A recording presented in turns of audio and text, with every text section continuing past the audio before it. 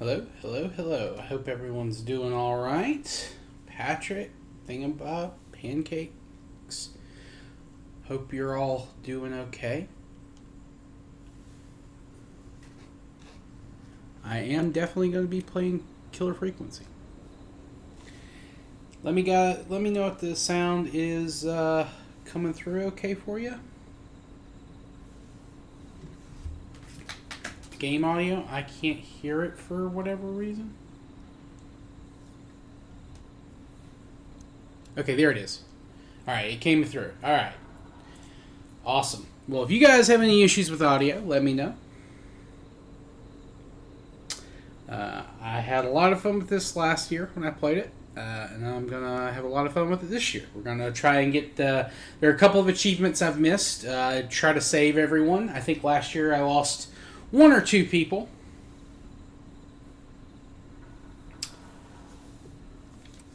Let's make sure subtitles are on.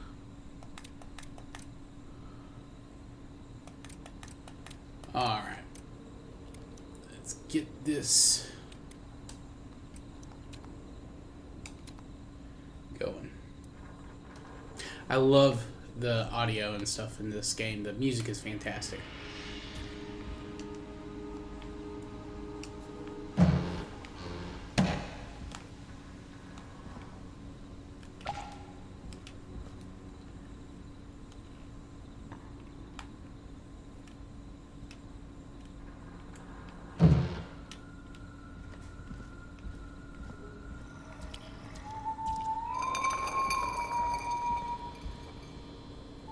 Yo, what's up, Salim? Welcome in.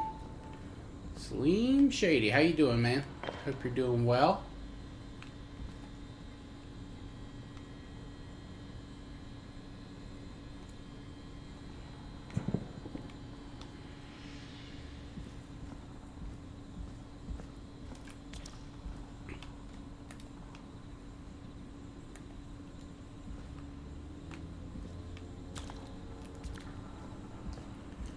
Text panels enabled. Cool, cool, cool.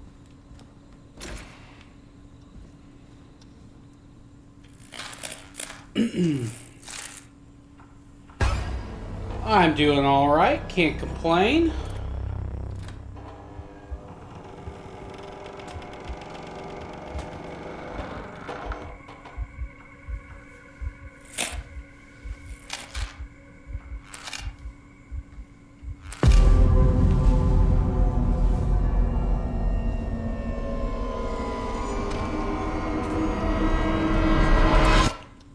I hope you found it, Pancakes. I really did.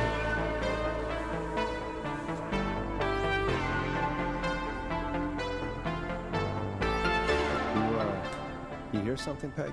Huh? Hear what? I thought I heard someone yelling, or I don't know, how? Forrest, is this a joke? No, I almost swore I heard something. Oh, and here I was thinking you'd finally started to ease up. You probably just heard some cats outside. Cat? You know, 4 legs, whiskers, tails, not dogs. I know what a cat is. But I mean, does Gallows Creek have a stray cat problem or something?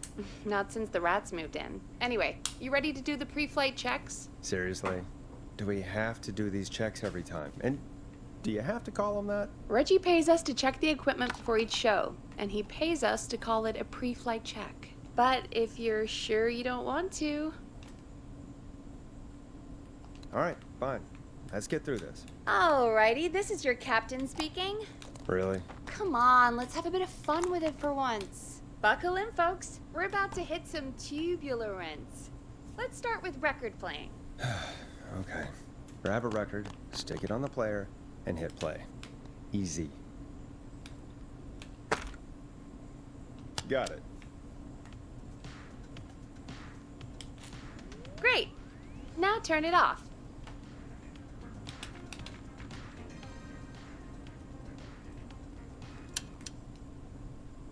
All right, up next, phone line buttons. Your captain will be waiting to take your call on line 1.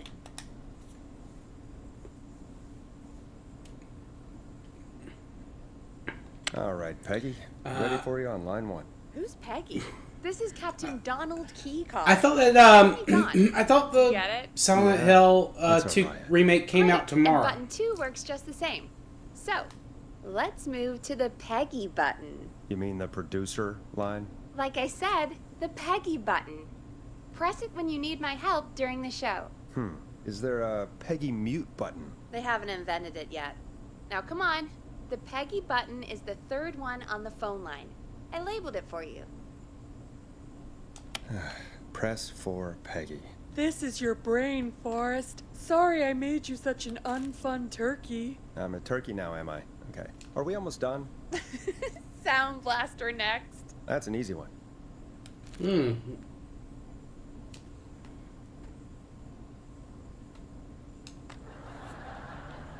There we go. Always good for a cheap laugh. Alright, we're almost done. Just the volume sliders left. Well, These should let maybe you affect pretty it much was everything. yesterday, huh? But let's test it with a record. Play a record and change the volume with the music slider. All right. Seems to be all working. We done, Captain? We sure are. Coming in for landing. Local time? Should not encourage you. I knew you had a fun side. It's my fun side that gets me in trouble. Now, let's get the show started. After your introduction, our first segment is Guess That Scream. Oh, I see. Right. Nice. Thought that was a joke. Nope, and don't blame me for this one. It's Reggie all the way, and he demands we do it tonight. Okay, Forrest, shut the music off. Okay, you're live in 3, 2... 189.16. Good evening, Gallows Creek. This is your host, Forrest Nash, and you're listening to 189.16, The Scream. Before we start taking your calls tonight on Gallows Creek's only late-night phone-in talk show, I need to let you know about a special competition we have for you this evening. Guess That Scream. I actually did. This is actually one of the station Did not manager's get that better trophy last ideas. time. I can't believe Here's that. how it works. I'm gonna play you a scream, then you call and guess that scream. We need you to guess why they're screaming. Did they stub their toe, saw off a finger, or discover the corpse of a loved one? That's good. Now, Forrest, hit them with the tape. We'll play that scream in just a second. Listen close, and then call in to guess that scream. Peggy, what do you mean play the tape? I used to have a tape guy do that for me. You're not in Chicago anymore, Forrest. Here in Gallows Creek, you get to be your own tape guy. Come on, I gave it to you yesterday. Forrest, you do have the tape right. You knew we were doing this tonight. Peggy, let's be real. Guess that scream is a terrible idea. No, I don't have the tape. It may be a stupid idea, but that doesn't mean it can't be fun. We're going to need a scream tonight, Forrest, and you're the one at the mic, so...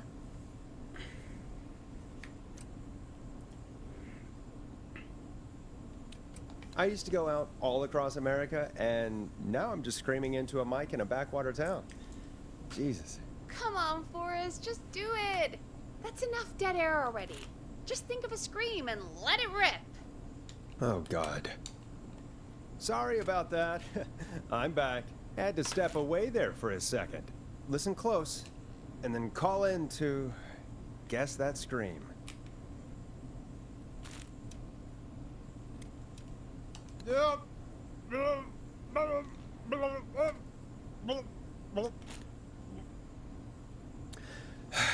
Well, folks, there you have it. Call in with your guesses, and if you get it right, you could win 2 tickets to the amazing Maze and 1 free fried dough. Fried dough? Just call in at 555-239-KFAM with your guess. Now, here's some music while you get dialing.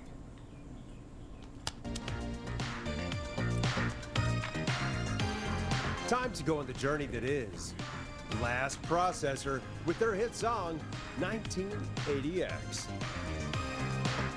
Oh, God, Forrest, that was amazing. Thanks. I can't wait to hear what people think that was. How the hell did I get into this mess? Lighten up, Forrest. That's gonna be the highlight of my week.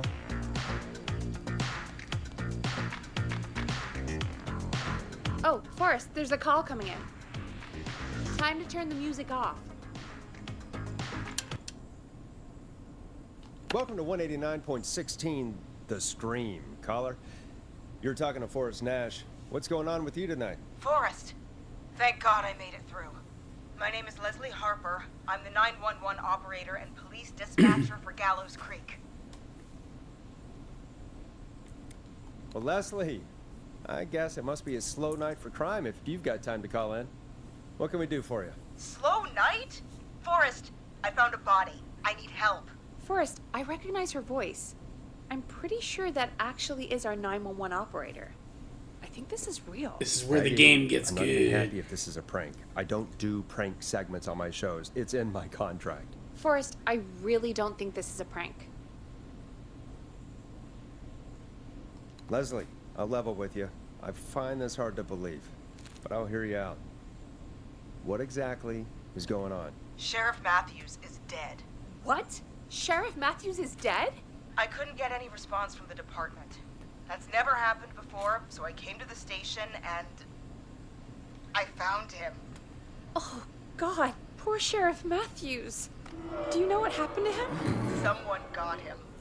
Someone got up very close and I really don't want to say what they did to him. Did he fight back? I don't know. I think he tried. He's surrounded by bullet casings. I think he tried to shoot at whoever it was, but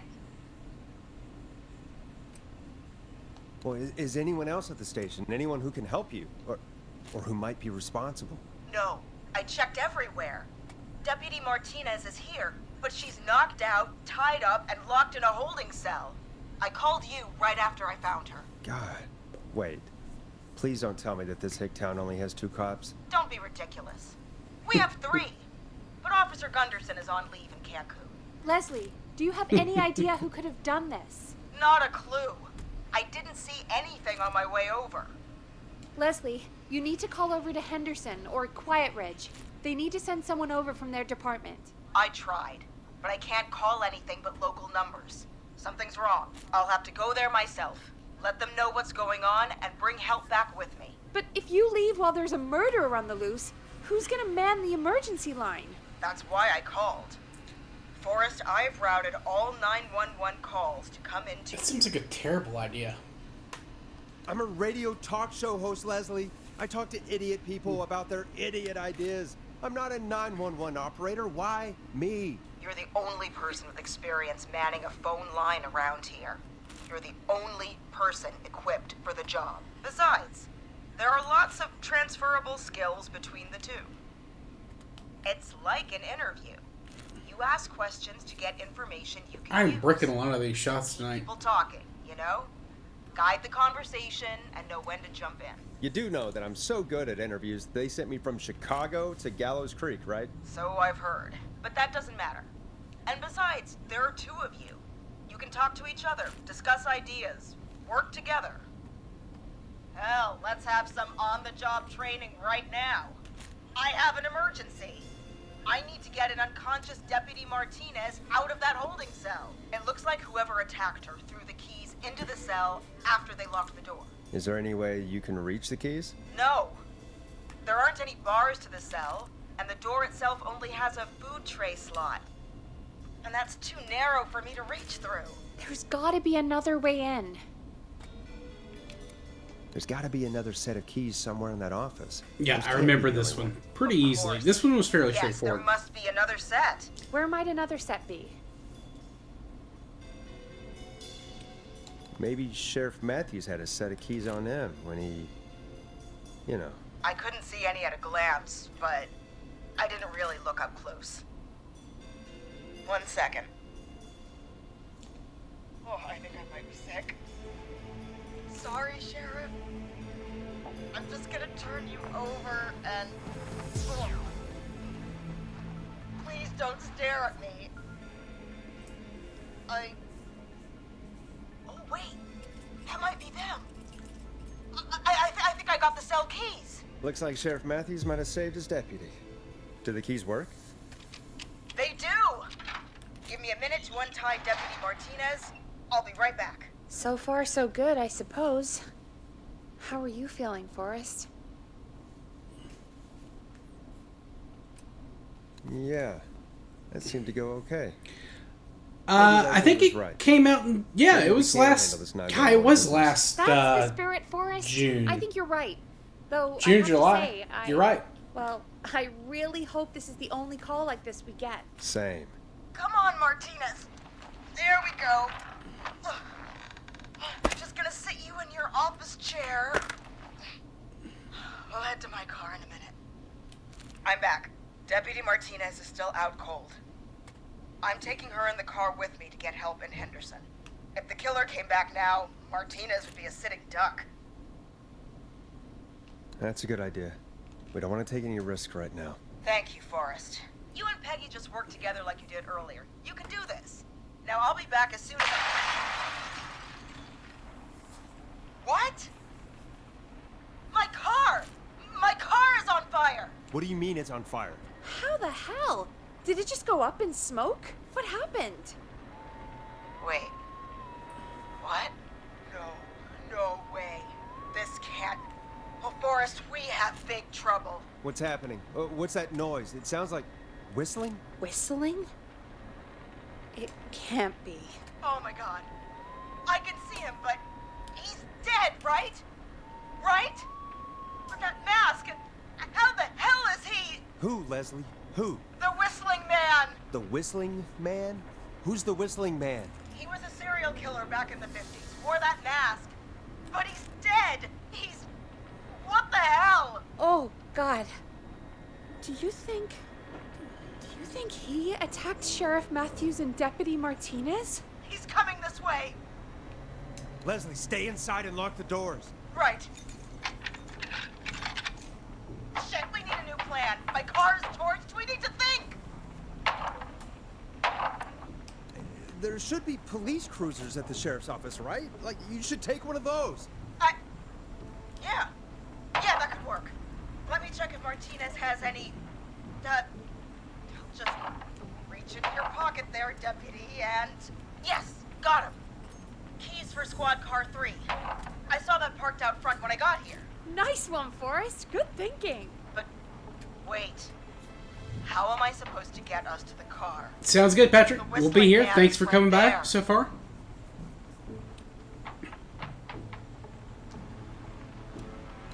The sheriff must have a gun, right? Can you see it? There was a gun next to him.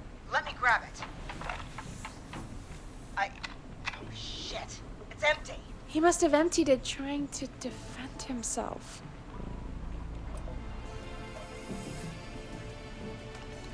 Are there any other weapons lying around that you could use? I didn't see anything earlier.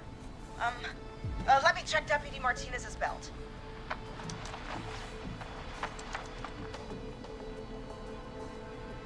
All right. It looks like the Whistling Man left her with a baton, pepper spray, and taser. I can only hold one if I'm carrying Deputy Martinez. Which should I take? The taser. I mean, it's gotta be the taser, right? Got it. I'm just going to grab Deputy Martinez and then... Wait. Do you hear that? No, I can't hear anything. Exactly. It's gone quiet. No more knocking.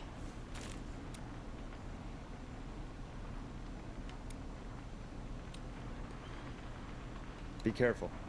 I don't like it. Me neither. But it's an opening, and I've got to take it. Okay. Deputy Martinez, if you can hear me, it's time to move. Just lean on me. Yep. There you go. Are you sure about this, Leslie? No time like the present, right? So, here we go. Again, you're hooked into dispatch now, so I should be able to radio you when I reach the car.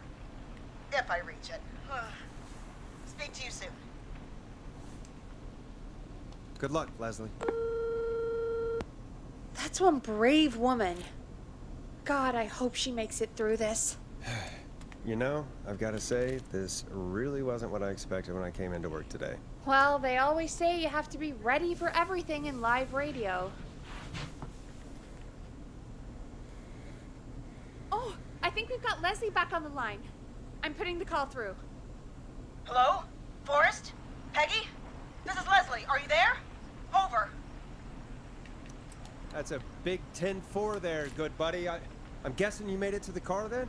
Sorry about the CB chat. Old habit. But yes, we made it to the car. Deputy Martinez is in the passenger seat, still out cold. I don't see the whistling man anywhere, and I don't plan to wait for him. So I'm going to get us moving. Good call. Jesus. God damn it! Get back! Get away from her! Leslie, what's happening? The whistling! No! Get off her, you son of a bitch! Yeah! Take that! Leslie, drive! Don't worry, Deputy Martinez. We're out of here. Leslie, are you two okay? Did you get away, or... Forrest, that taser? Definitely the right call. Oh my god, I can't believe we escaped. Well done, Leslie. You saved a life. Just another day for you. Oh my god, yeah. But let me tell you, I prefer doing it from your side of the phone. Leslie, how long do you think it's going to take to get home? Gallows Creek isn't Nowheresville, but it's pretty damn close. It's going to take a while, maybe 2-3 hours each way. Slightly less if I put my foot down. You keep that pedal to the floor then. We'll see when you're back. You don't have to tell me twice. Anyway, once I'm in... Oh, I think Deputy Martinez is starting to stir. Forrest, Peggy, I've got to go. I'll be out of range soon, but I'll radio back as soon as I can once I got the cavalry. Take care, Leslie. Be safe out there. Good luck, Leslie. Feel better soon, Deputy Martinez.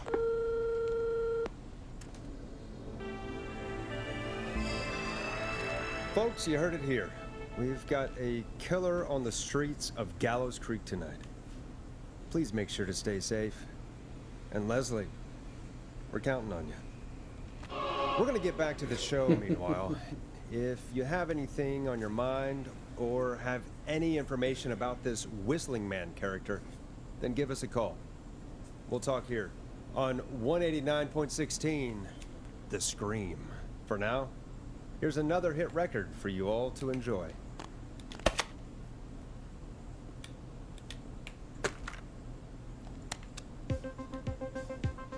Now it's time to go with The Flow, and this is their hit, Crying for Help. This is not what I signed up for, Peggy. This is actually insane. Did she really say it's gonna take her 4 hours? This guy's gonna kill half the town in 4 hours. Forrest, that's not helpful. I know, I just... Who is this Whistling Man character anyway? He was a serial killer back in the 50s. Edward Marshall Mooney. Went around in a freaky mask, whistling, and killed about a dozen folks in Gallows Creek. No reason for it. No motive. He just did. Okay. What happened to him? Well, police chased him up to Ellis Point one night. We call it Whistling Point now.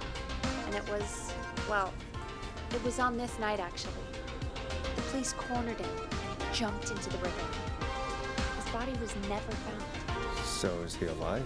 Dead? I mean, what's the story? Story is he's biding his time, waiting to take revenge on the town. All right, that's the story. What's the truth? Other than we have a whistling killer on our hands tonight, I don't know. All right. Copycat or ghost killer. I guess we'll do our best. That's the spirit. At least we got the word out, I guess. What kind of listening figures do we get at this time? On a Thursday after midnight, could be around 35? 35. Isn't 3,500? Huh. I didn't realize Gallows Creek was that large. No, 35 people at best. Are you serious? We only have 35 listeners? 35, yeah. It's a school night. And what's the population of Gallows Creek? I don't know exactly. A little over 1,000? Oh. How many did you get before? You know. Before my career exploded and I ended up on a midnight hour talk show in the town of 1,000 people? Yeah.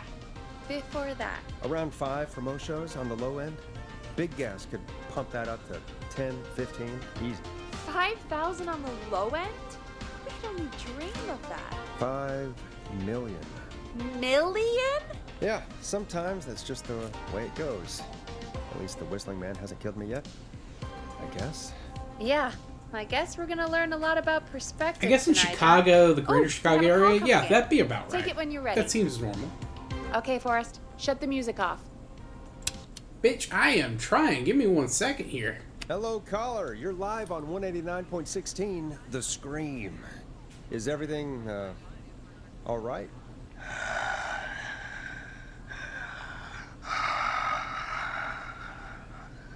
Okay, who is this? Are you, hello? Hello?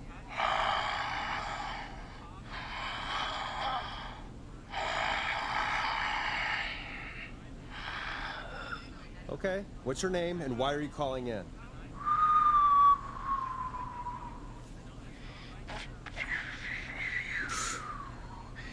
You know my name. I've come back from the dead to kill again. No one's safe. You don't have to do this, Mr. Whistling Man. You don't have to kill again. Oh, but I do. You must make a sacrifice to us. A sacrifice? To us?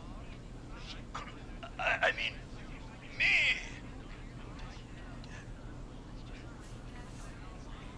We want cheese-dusted pretzels. I mean, I want cheese-dusted pretzels. Or I'll cut your face off. Goddamn kids. I'm cutting them off. Yeah, cut him off. We also want a mega gulp. For anyone just tuning in, we do, in fact, have an actual killer out in the streets tonight. Anyway, this next one's dedicated to all of you staying inside with your doors and windows locked.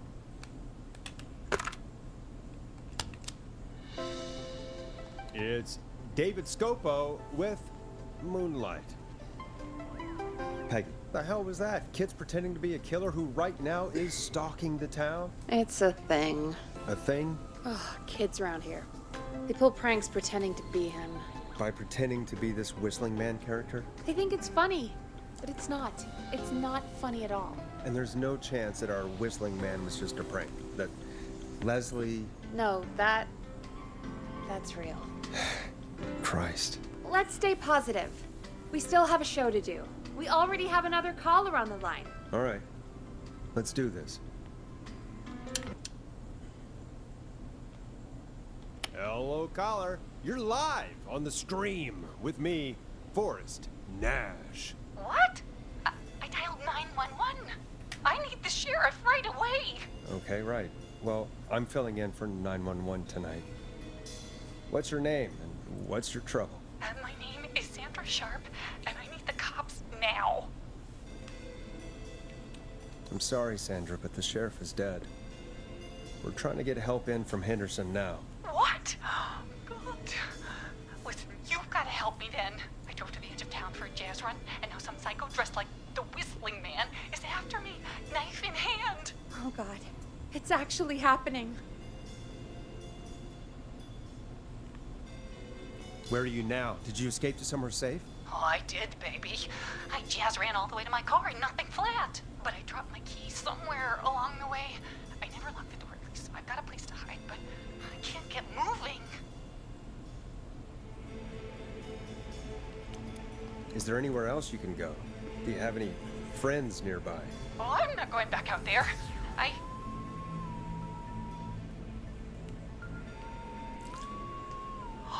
Oh, shoot.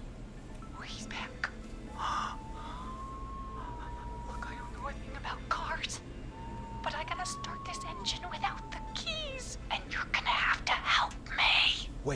I don't. If it helps, I've got a toolkit buried beneath my spare sweatbands. I'll call you back when I find it. You're listening to 189.16, The Scream. Hosted by me, Forrest Nash, your friendly neighborhood radio host, mechanic, and savior. Sit tight while the record spins, folks. This one goes out to you, Sandra.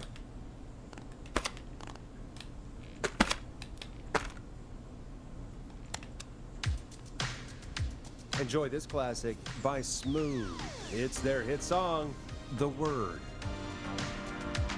Doesn't the station have a show about cars? The Tamora twins or something? Timberline twins talk motors. Yeah. You know they're not even brothers. Really? They look the same, though. I know, but they're not even related. It's weird. I asked them about it once, and they got really sweaty and defensive. Anyway, go see what you can find. The offices are out the door and down the hall.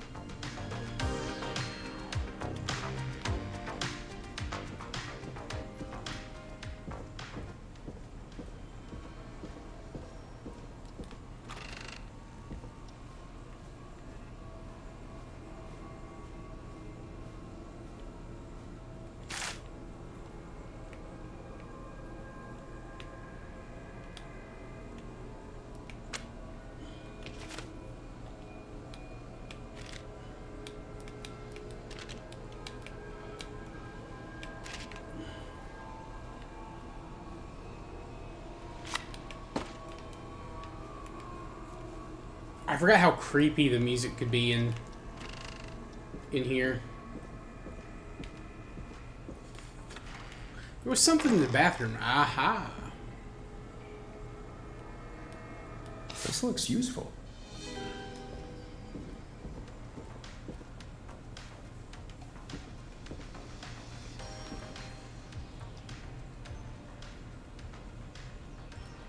Okay.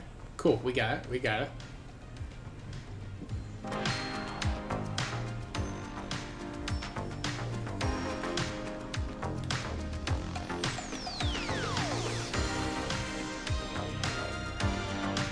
Find anything? Yeah, I found a magazine about hot wiring cars. Well, that sounds perfect.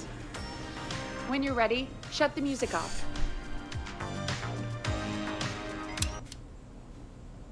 Caller on line 1. Thanks, Peggy.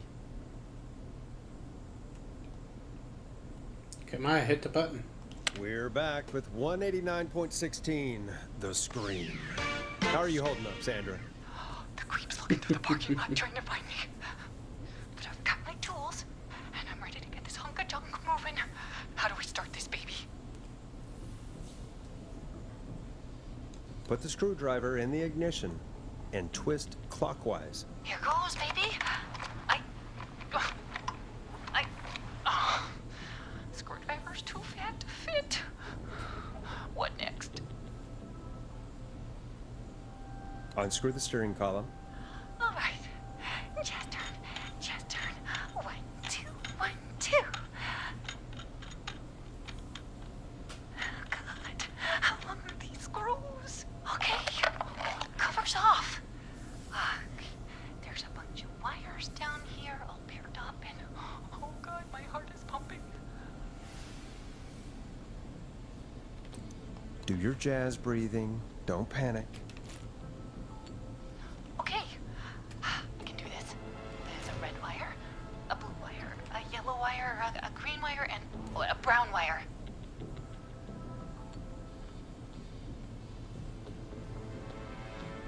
What's the serial number on the steering column? The number is 576-894-320. Okay, I think if there's a 4 before a 3, yes. And no 7, there's a 7. Okay, if there's a 6 anywhere and doesn't start with a 5, it starts with a 5. So, red and yellow. Strip and twist together the red and yellow wires. All right. We take the red and the yellow, and we twist, and we turn. Oh, perfect. I also see pink and purple wire. What next?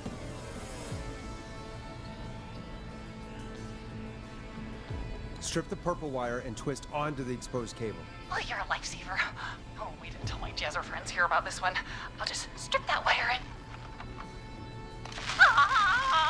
Oh shit, I did the wrong one.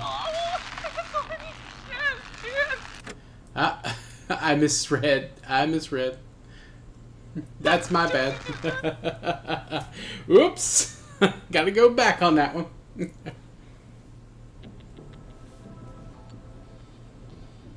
What's the serial number on the steering column? The number is 576-894-320. I misread that. Yeah, it's the same Strip one. and twist together the red and yellow wires. All right. We take the red and the yellow and we twist and we turn. Oh, perfect. I also see pink and purple wire. What next? Brush. It's the twisted wires. Strip the purple wire and brush against the twisted wires. Okay. We strip and we brush and... Buddy! Fantastic work, baby! Anytime you want to come down to the jazz studio, you get in for free! I almost can't believe it, but we did it. Nice work, Forrest. I bet Sandra is positively jazzed that you answered her call. You bet I am, baby!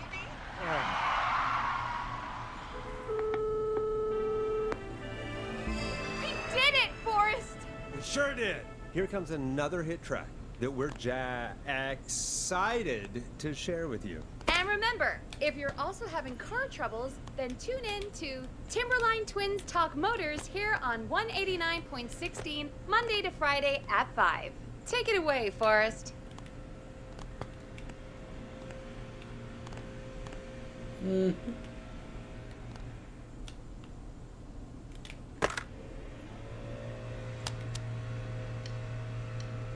Listen in to this next track from Late Night Lurkers, if you dare. I still can't believe this is happening. Right? Like Gallows Creek didn't already have enough to worry about? What do you mean? Gallows Creek is a miserable place to live. Really? Miserable?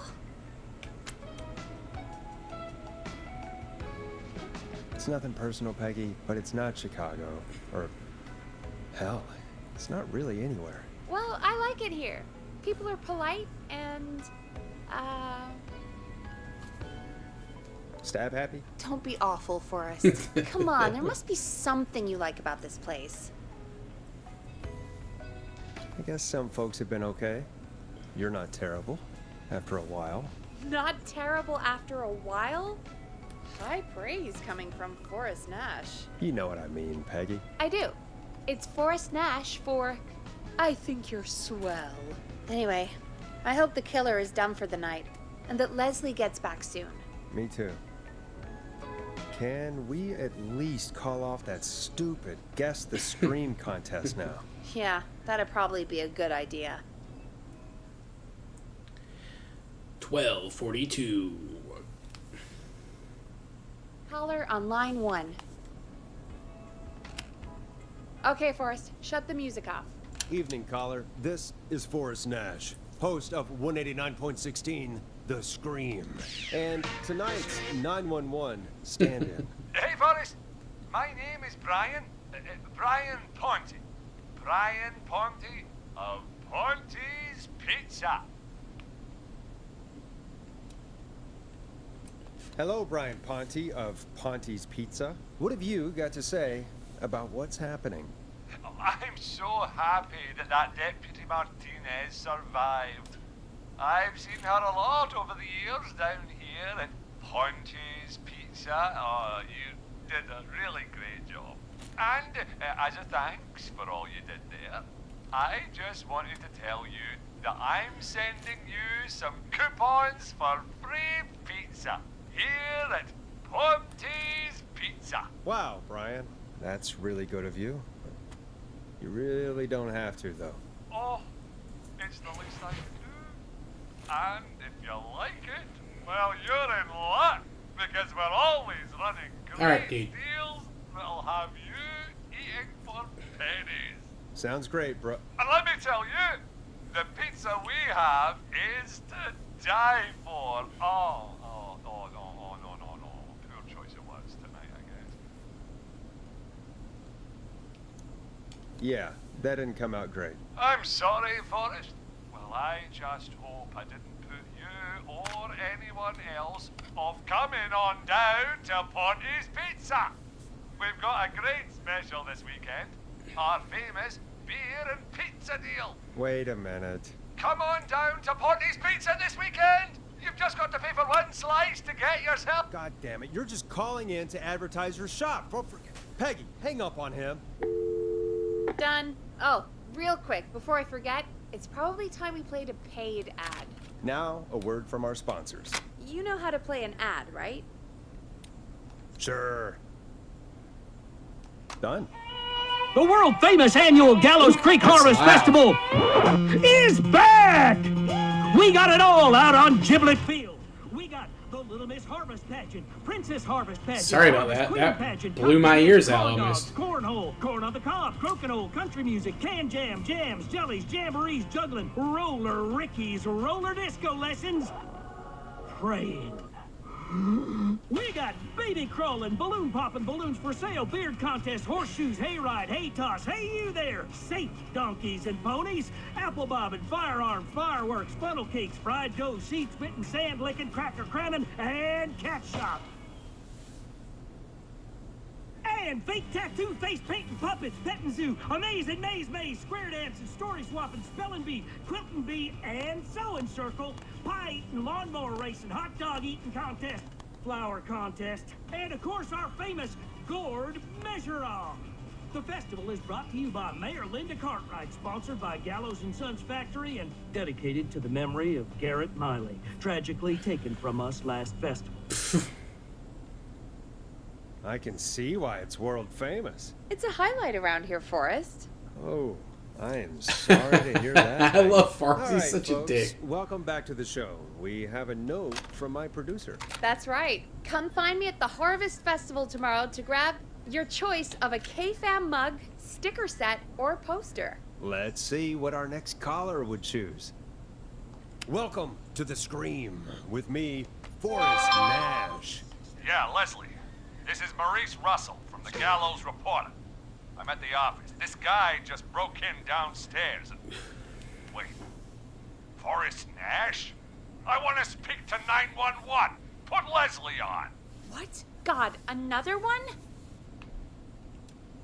Leslie's driving to Henderson right now. She left me in charge. Why on earth is Leslie?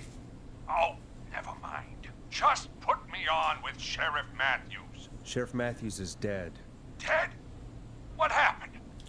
Did you witness the incident? Are you willing to do an interview for the reporter? I can cite you as an anonymous source, if that's a concern. Never mind that. Tell me what's happening there. You said there's been a break-in? That's nothing to get worked up about. Some idiot kid just broke in, dressed as the Whistling Man.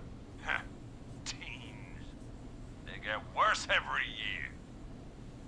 This punk wasn't even a disappointing twinkle in his daddy's eye when Edward Marshall Mooney stalked the town. But I was there. I covered it. Maurice, I don't know what's going on, but he's back. The Whistling Man is back. Don't be an ass, Nash. Every year, watch them on any TV set here. And there's a set in the boardroom.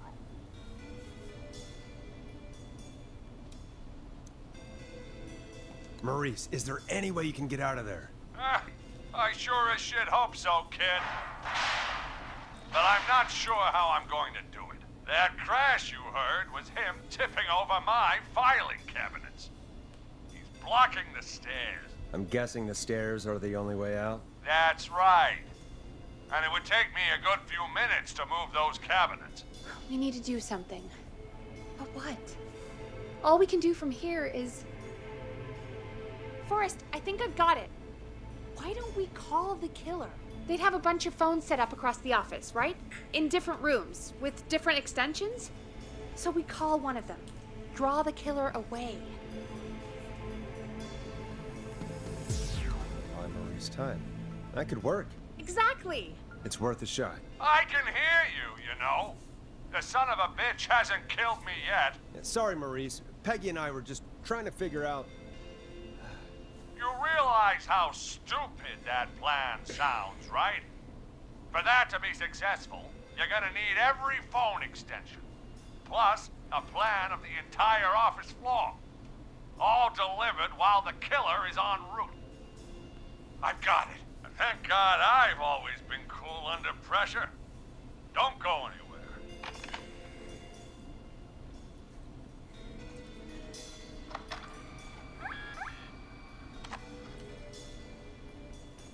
You don't think the killer got him, do you? Mr. Russell, I'm here. Freak's going to be here any second, too. Go check your fax machine. Don't let me down.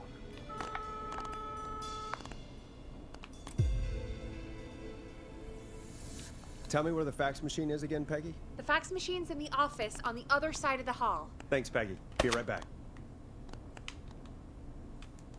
Okay, go to the office on the other end of the hall, grab the fax from the machine. Easy. Okay, we've got those already. There's something in here. I think it was it another ad? Yeah, here it is. I knew that there was one.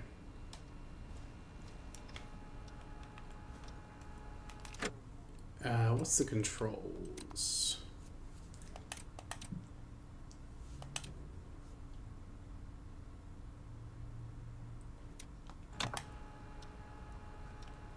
This must be it.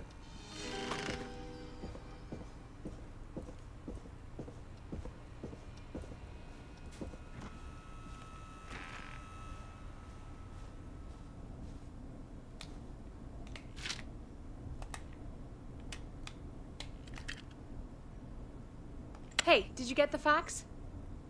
Yes, I have. Mr. Russell, you still with us? I am. You get my fax? Yeah, I got it right here. Good. I knew you could at least manage that. Okay, folks, we're back on the line. Now this one I Let's almost screwed up see my if first we can time. help him. Avoid I think the there's a whistling couple man. of ways you can do it. Here's the situation. The Whistling Man searched every room in the hall leading up to the boardroom. And now he's in the office next door. It's now or never. This plan of yours better work. I'm ready on my end, Forrest. Again, we want to draw the killer away by dialing an extension number, and then move Maurice somewhere safe. So, what extension should I call?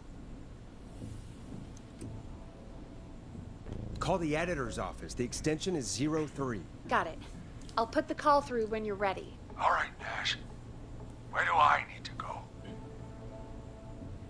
You're moving to the kitchen. Yeah. That makes sense. Go somewhere he's already checked. Not bad, Nash. I'm ready to place the call. Are you ready, Mr. Russell? Don't have much choice, do I? Make the call. Yes, sir. Calling now.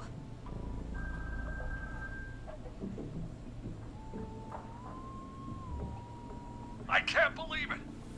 He's actually heading to my office. It was all Peggy's idea. Credit goes to her. Don't mention it. The coast is clear. I'm shutting off the TV so he won't see me on the security cameras. Then, making my move. I'll call when I get there. Do you think he'll make it okay? I'm sure he'll be fine. But now what do we do? We gotta find some way for him to get past that barricade. What do you mean? I don't think calling the Whistling Man is gonna buy Maurice enough time to move those cabinets. We gotta think of something else. Yeah. Maybe we could... Oh! Call incoming. You ready? Ready as I'll ever be. Put him through. Alrighty.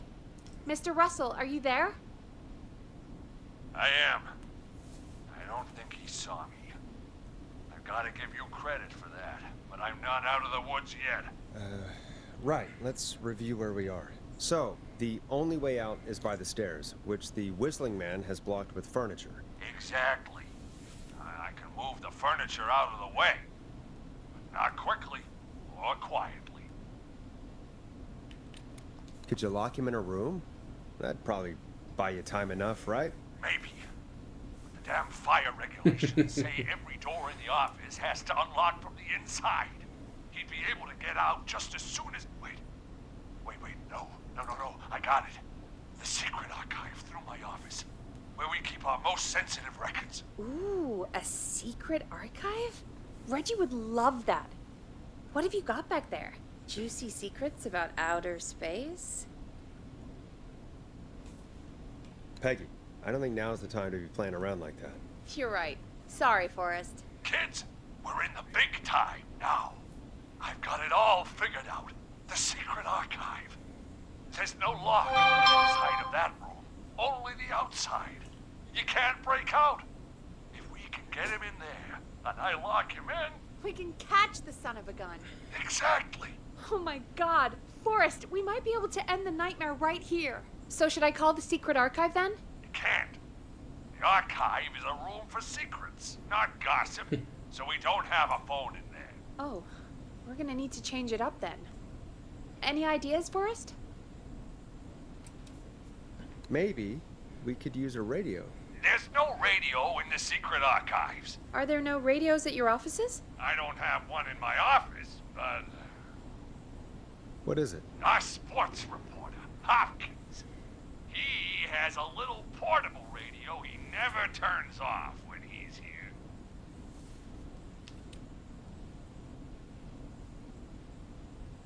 I'm glad you got a radio fan there. Does he listen to 189.16, The Scream? Gallows Creek's best and only late-night call-in show. Jesus, Nash. I'd expect that level of self-advertisement from Brian Ponte, not you. Don't be a Ponte, Forrest. That's low. Will you idiots focus now? This portable radio should still be here. It should be in the archives, actually. I'll sneak over while our friend is still distracted with his search. I'll call you back once I've got the radio. We're gonna save him, Forrest. Heck, if this works, we might even save the whole town. We're close. Let's make it happen, Peggy. How can we fail? I mean, it's a plan with steps. Get the radio, plant it in the secret archives, lure the killer, and... Oh, call incoming from the reporter. Putting it through now. Nash, hello? Nash, are you there? I'm here. Is everything okay? I found the radio. It's right where I thought it would be. It's all coming together. I'm just gonna turn it on quickly, make sure it's still got some juice. Maurice, turn the volume down. We don't want that thing blasting just yet. Yeah, I knew that, Nash. I was just doing This is that not when you yelled. as tense as it was the first time I did this, because like I said, The radio worked. I got into a place that was fine, but it I was... make it out alive. Hopkins might just get that day off he wanted. He's earned it. Let's do it for Hopkins, Forrest. Wait. Ah, God damn it. If I can't have this stupid thing turned up, how am I supposed to draw the killer? I can't be in the room when it's on, or I'm dead. You just... Oh, that's a good point. Call the But wait, boardroom. we're the radio. We can just be quiet until you're ready. If you can do that, then... Yeah, sure. 189.16. Now, even when I know something for a fact, I like to double check. But after your earlier self-advertisement, Nash, I don't think that's necessary. I've got the radio on silent, but I'm tuned in. Now, I just need to get to my office. Sounds like we need to make another call, Forrest. Where should we send the killer? Boardroom. Call the boardroom. The extension is 04. That might work. The boardroom is fairly close to the editor's office, but we haven't seen the killer go there yet. Are you sure? I'm sure. Make the call. Okay, calling the boardroom now.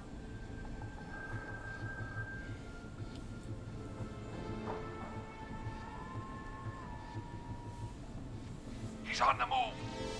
I'll call you guys from my office in a second.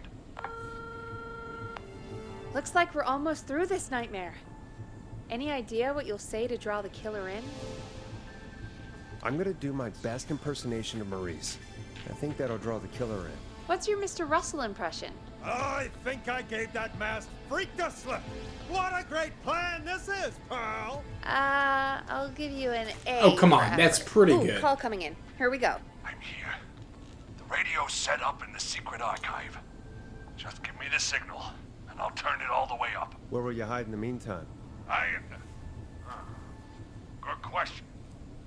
It's under my desk, but you can see under it. I've got a big cabinet, but that'll take me a second to get into. Anywhere else? Not really. There's the secret archive itself, but that's where the kill is going. I could try the cubicles, but they're pretty far away. Your judgment has kept me alive so far, Nash. What do you reckon? Hide in your cabinet. All right. Well, this is it. I'm going to go turn the radio up to full blast now. Don't say anything until I've had time to hide. You got it? We know the plan. You can trust us. Here we go.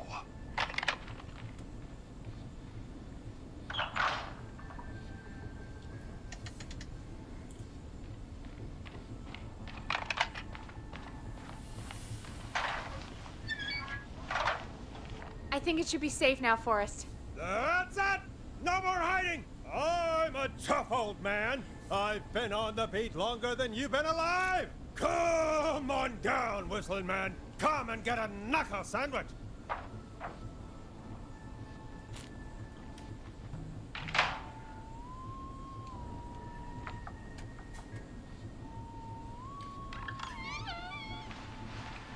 Listeners, this is Forrest Nash of 189.16, The Scream. And if you just tuned in, See you in hell, kid! we just locked up the Whistling Man. Forrest, you beautiful bastard! I can't believe that actually worked! If I'm being honest, I can't believe it either. Thank God it's over. I'll be off now. Gotta get out of here. Write up a few notes. Call a few friends. I'd feel safer waiting for the cops to come grab this freak with some company. Hey, maybe you and me could do an interview tomorrow for the Gallows Reporter. I'll think about it. Let's see what tomorrow brings. I'll take that as a yes. Talk to you soon. There we are, folks. The Whistling Man is locked up. Let's all take a deep breath. And play some killer tunes.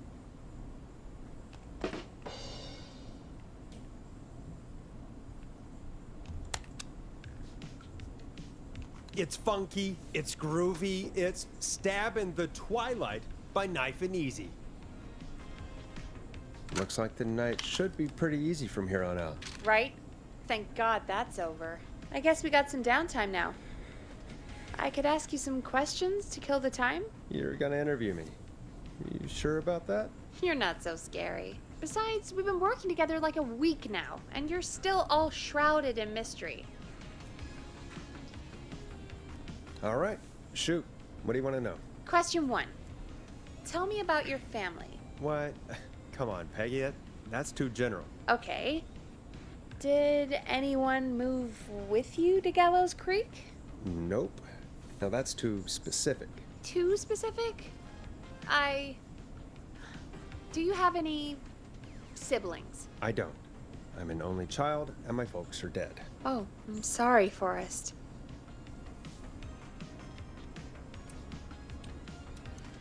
It's okay, Peggy. That's how it goes. Anyway, what about you? Any siblings? Your mom and pop still around? I thought I was asking the questions. You are. I'm just making conversation now. Oh. Well, my folks went the same way as yours.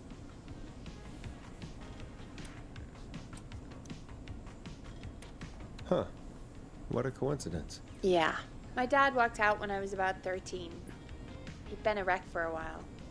Then he got himself into a wreck, and, well, that was Dad. Mom didn't take it well. She remarried pretty quick after that. She wanted to forget Dad so bad, she even made me take my stepdad's last name. So I'm Peggy Weaver now. Anyway, Mr. Weaver got sick one day, and my mom didn't last long after he went. I'm sorry to hear that, Peg. Don't call me Peg. Yeah, sorry. I was just trying to be... It's okay, I know. I'm sorry. I'm defensive about that name. Any siblings? Funny you mention that now. No. Not anymore. I had a sister, but I haven't seen her since before my dad. Hold on. Someone just rang the door buzzer. What on earth could someone want at this hour? I don't know. Do you want to go check it out? Me? You sure you don't want to go? I can't leave the booth while we're on air. One of Reggie's K-Fan regulations. I'll pass you the key to the stairs. Oh, great. Understood. I'm on it now. The buzzer's on the front door. See you in a bit.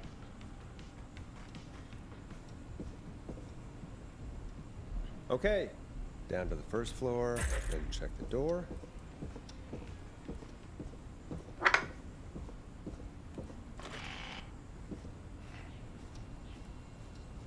Wow. That was ominous. I believe there's also a record over here. One of the first ones you can unlock, I guess. Yeah, there it is.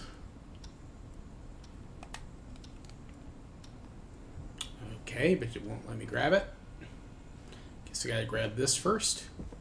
A tape. Play on air.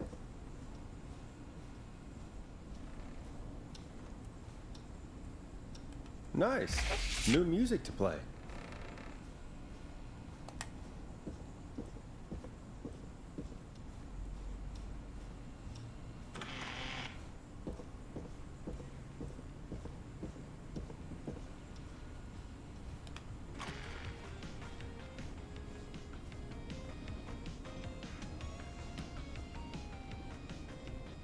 Who was there?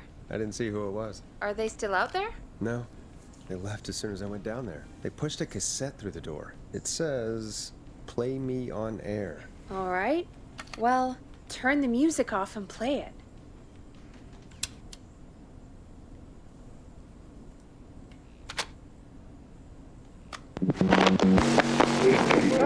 Hello, Gallows Creek. Time to Pay the price. Time to pay for lives. Time to sit there. I will punish you. I'll... I'm going to enjoy this. I did not enjoy that. What the hell was that?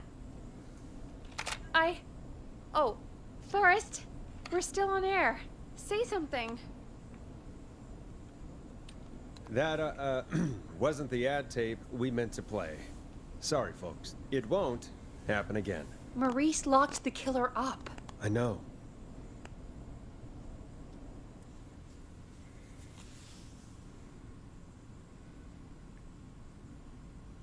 Hey, we had a call come in. Caller, you're on 189.16 The Scream with... Ash! Shut up and listen to me! Mr. Russell? What's wrong? Are you okay? I said listen! He's gone! The Whistling Man is gone! He's gone? What happened? Well, after our call, I cleared the stairs and went home. I phoned some buddies. We came back here to keep watch. Then what happened? I'm getting to that. We came back here. Door was shut, just as I left it. We had a couple of drinks, and, well, there was a bunch of us, and we were all armed.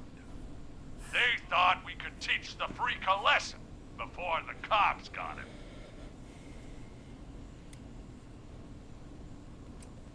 I don't blame you. I would have been tempted to do the same.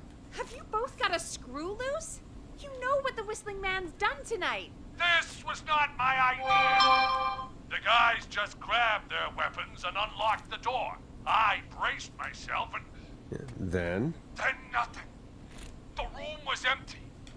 The door was still locked. How the hell did he get out? Are you sure it was still locked? I'm telling you, it was locked. No way out of there. None. Maybe. I mean, I know it's crazy, but if he's back from the dead, then Do you think he's some kind of ghost, Peggy? it would explain things. I mean, how do we know he's not? Baloney. There's no way. Whoa, did you say something, Maurice? Baloney. I said baloney. Look, I don't want anything more to do with this. I'm clearing out of Dodge. And I recommend you and everyone listening do the same. He seems really spooked. Wouldn't you be if you got attacked by a serial killer who turned out to be a demonic spirit? He's not a demon, Peggy. Yeah, you're probably right. But what do we do now?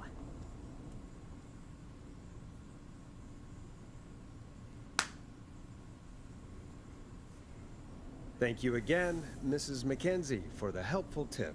The bagger at the grocery store cannot whistle. We'll remove her from the suspect list. Let's go to a break. I need you for a second. All right, folks. We need to take a quick break. This one's for all those folks out there keeping the hatches battened.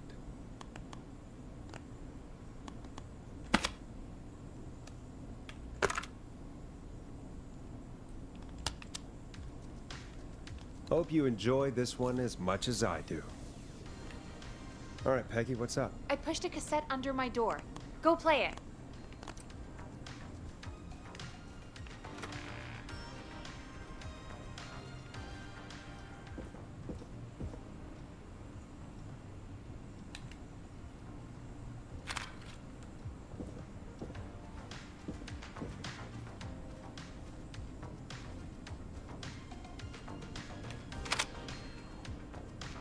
Or try your call again. Straight to voicemail? My God. Are there any professionals at KFAM? This is Gina Franklin. I'm calling because your backwater station has not honored our agreement. We gave you Mr. Snatcher's newest single, the kind of honor you've never had and probably never will again. And we've still not received any information about when you're fitting it into your busy programming. I'll be frank, I didn't want you as part of this debut, but Mr. Snatcher, due to his prior friendship with Mr. Nash... Prior and current friendship, Gina. Forrest, mate, you alright? Don't worry about Gina, you know how she is. But yeah, can't wait for you to hear the new single, man. I think Final Breath is my best work yet. Oh, it's the one we just unlocked. unlocked. You and your listeners like it. And man, if you ever find your way this side of the pond, let me know. We'll have to catch up. If Final Breath isn't played on your airwaves by the end of Mr. Nash's show tonight, the next call will be much less friendly. That was Roddy Snatcher, Forrest. You know, Roddy Snatcher? Are you a big fan of Roddy? I love Roddy. I Will Always Find You was my song. I wish we still had it in rotation. Oh my God, I can't believe you know Roddy Snatcher. And I can't believe you didn't tell me he sent you his new single. We have to play Final Breath. Where is it? I found it earlier, hidden away at reception. Ugh, why didn't Barbara say anything? I mean, well, if that fiasco last Friday about the missing Knife and Easy track is any indication, folks at KFAM aren't against hoarding station music for personal use. I think we're still missing a few tracks, actually. Well, we have it now. Let's put it on. Gallows Creek. I'm pleased to say we're in for a much-needed treat. Up next, courtesy of the British sensation himself, is a track you won't hear everywhere. Here's Final Breath by Roddy Snatcher. Wow. God, Roddy's the best. He is. And more importantly, we should be safe from the worst of Gina Franklin.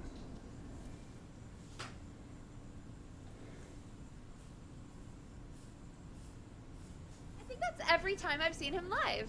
Peggy, you just talked through the whole song. Oh, whoops. It's okay. I can just play it on loop later. Oh, shoot. I just noticed we have a caller waiting.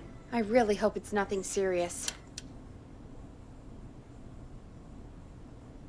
Evening, caller. This is Forrest Nash. host of 189.16, The Scream. And tonight's 911 stand-in. This is Murphy! Hello, Murphy. What have you got for us tonight? Two things, Forrest. First, happy birthday to my son, Fernando. He's 3 today, and man, being his daddy has changed my life. I've learned how to live, how to laugh, most importantly, how to love. Aw, happy birthday, Fernando. Happy birthday, Fernando. Thanks. And now, my other thing. I'm putting the word out to this so-called killer. You think you're tough, huh? Big man with a big knife, huh? Reuben, come face me, a true warrior at the Gallows Waste Disposal Plant. Guess what? This is a bad idea, Murphy. I got all the tapes in Master Robbie's Dojo series. So get ready, Whistling Man. You just let loose the junkyard dog. Oh, no. And there he goes. Ladies and gentlemen, keep your fingers crossed for Murphy as he tries to become our hometown hero. Anyway, we'll be right back after this commercial.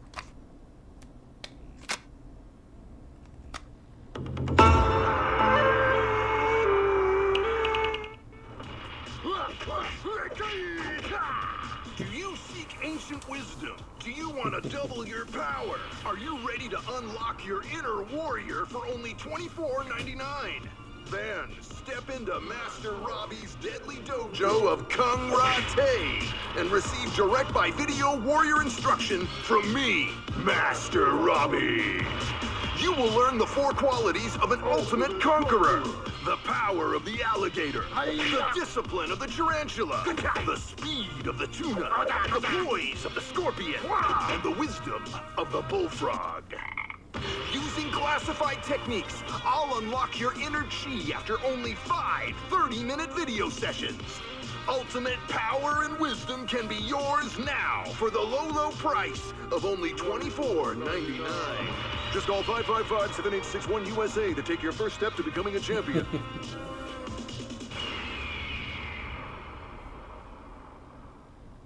Never forget the element of surprise! If you buy today, you'll receive 2 additional VHS tapes. The Tornado Technique and Karate Lovemaking. Call today!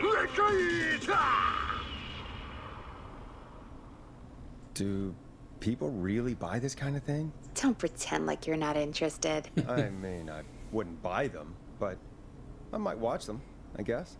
Yeah, I bet karate lovemaking sure is something. Is Forrest Nash at a loss for words? Let's just get to the show. Wow, what a deal. Only $24.99. And I'm not just saying that because they're paying for the airtime. Just ask Murphy. But unless they pay us more, then it's time to get the show moving along with our next caller. We got a caller. You know what to do. Hello, caller. You're live on The Scream with me, Forrest Nash. 16.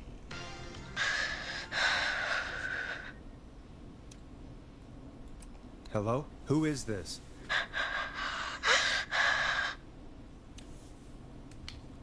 Are you okay? Do you need help? Forrest? He called me? That horrible whistling down the phone. He's coming for me? Jesus. Okay, listen, caller. Don't panic. We've done this a few times now.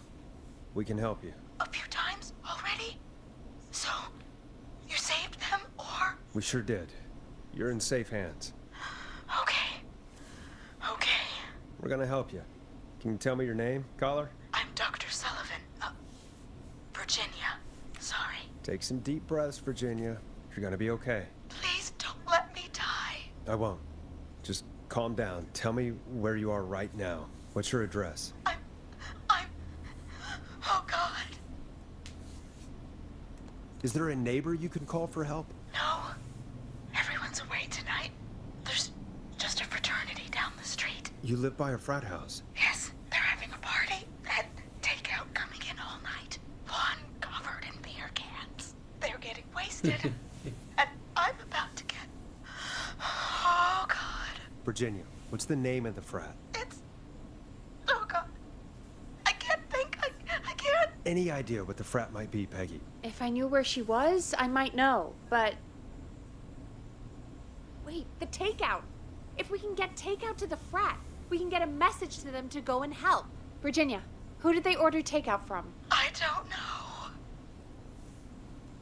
Don't worry. We'll figure it out. I can't do this. Well, folks, seems like our Virginia hung up. While we try to figure out what takeout to order, here's some music for your own midnight snacks.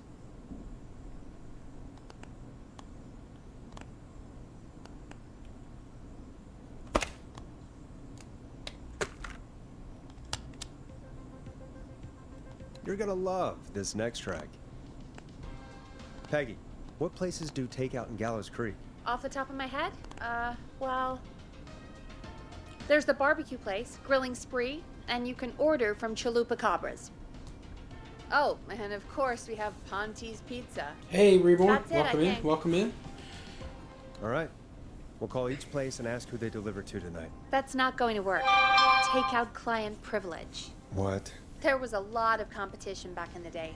Hope Things you're got doing ugly. well today. It's a long story, but what we can do is this. We figure out where the frat boys ordered from, call the takeout pretending to be from the frat, place an order, and include a note asking them to call the station. There's no other way, is there? Not that I can see. Well, let's not waste any time then. That's the spirit. You got any suggestions on where to look? Check the offices for anything food related, and maybe the kitchen downstairs. You'll need a key for that.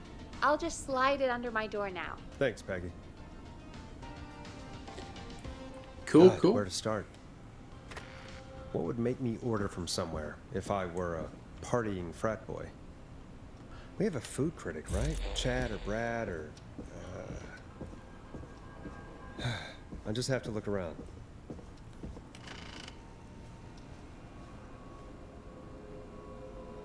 Go Gallows High, I guess.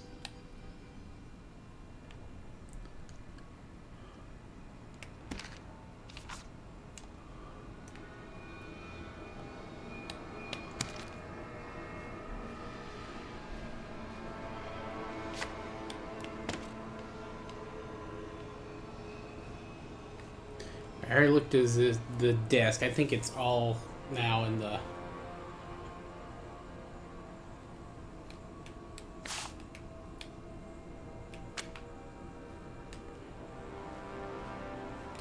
Ba-ba-boo.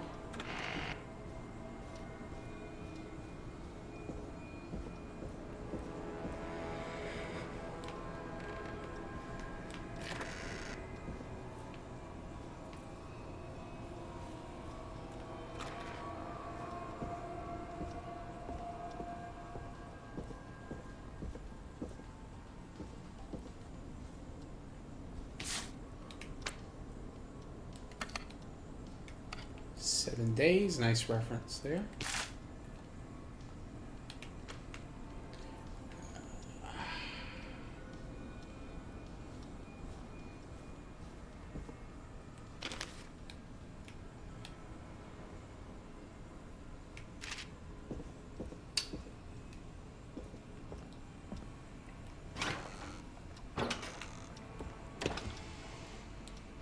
That reminds me, there's another achievement I need to get.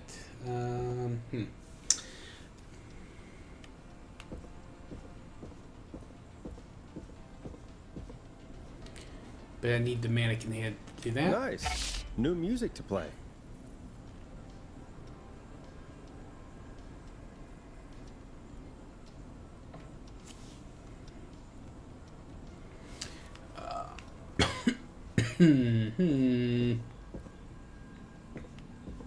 Oh. Rooting through trash.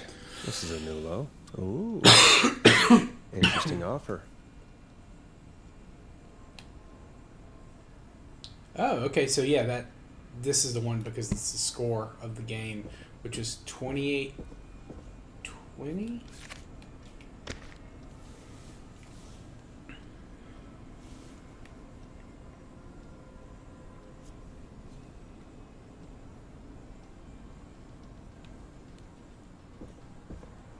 I think I'd take this.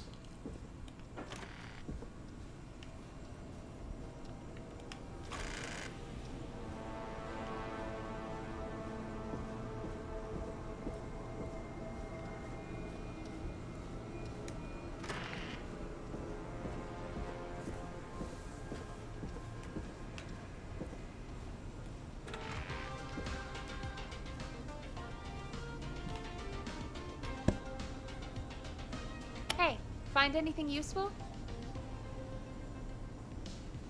Yes, I have. That's great.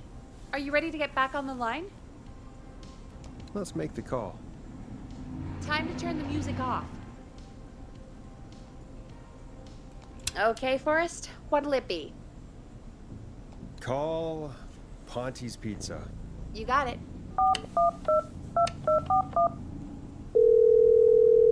Ponte's Pizza is on the line. Ponte's Pizza. May I take your order? Fratman calling. We're in major need of foods for dudes. May I take your order? I need some garlic bread. I need the bread. Can do. Where do you want that delivered? Same place as before, you know. The frat house. Got it. And we'll have that over to you right away. Oh, and one more thing. Can you add a note to the order that says to call K-Fam? K-Fam? Oh, consider it done. The folks at K-Fam are huge fans of Ponte's Pizza, you know. I should really call them and let them know. And now we wait. We should put a song on. Agreed. This one goes out to our delivery workers.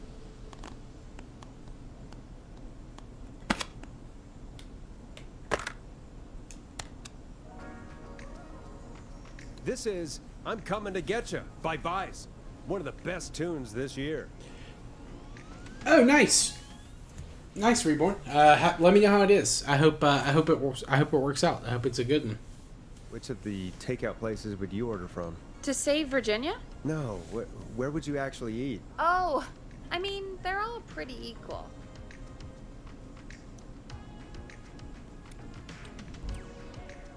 Sure, but if you had to pick one. All right. Not Ponte. He's not Ponte. Right. So between Grilling Spree and Chalupa Cabras. I mean, it depends. Do I want a plate full of meat? Or do I want really, really good nachos? It can change depending on the day, you know? Yeah, fair enough. Maybe I... Hold that thought, Forrest. We've got a call coming in.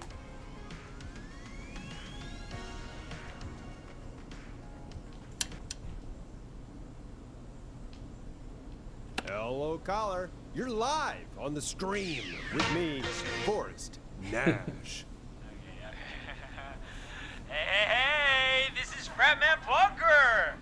We got some garlic bread and a note to call this number. Yes. Plunker, this is Forrest Nash from 189.16, The Scream. And Is this Goose? Oh, man. It's totally you, isn't it, Goose? This is such a Goose prank.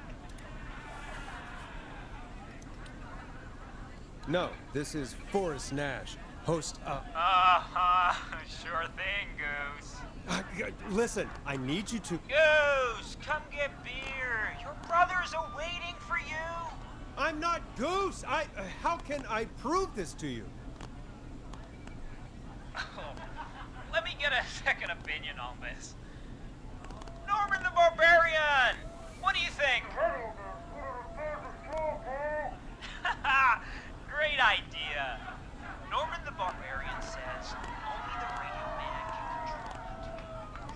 So, play us the flow. Wait, really? What? The flow? Norman the Barbarian demands it. Okay. I'll play the damn song.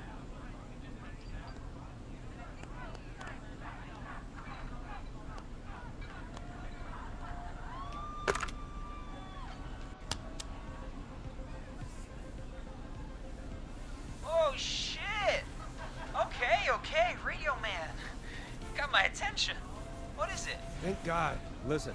You've got to get over to your neighbor's house. All of you. Just... Say no more. Plunker's moving the house. Forrest, line 2. Hello. You're live on 189.16, The Scream. Forrest, it's the killer. He's at the door. Grace. Oh my God, it's you, isn't it? God, I didn't talk, I promise. Whoa! The party has arrived! Oh, thank God. He's gone and... Oh, is that you, Radio Man? Don't worry, we brought the beer. Good times are here. I could use a drink. Thank you, Forrest. You're welcome, Virginia. And thank you to Plunker and his fraternity brothers. Some heroes wear capes. Some wear sheets as togas. Definitely seems more accessible. Well, that's Forrest, did you hear what Virginia said Some of earlier? the Saga Frontier games, Romantic Saga, some of them are very hard to get into initially. You know what she meant? There's a janitor here at the station named Clive, but your guess is as good as mine. All right, folks. Seems we may have a lead. If any of you know a suspicious Clive, then please call in. It could save lives. In the meantime, looks like we have another caller. Okay, Forrest, shut the music off. Hello, caller. You're live on The Scream with me, Forrest Nash. 16. It's great to speak with you, Forrest. As a local small business owner, I find this all horrifying. A killer roaming the streets of our fair town? Terrible. I hear you there. It's a scary time for everyone in Gallows Creek. How are you holding up? You somewhere safe tonight? Yes, Forrest, I am. I'm here at work in my small business. It's a safe, family-friendly place.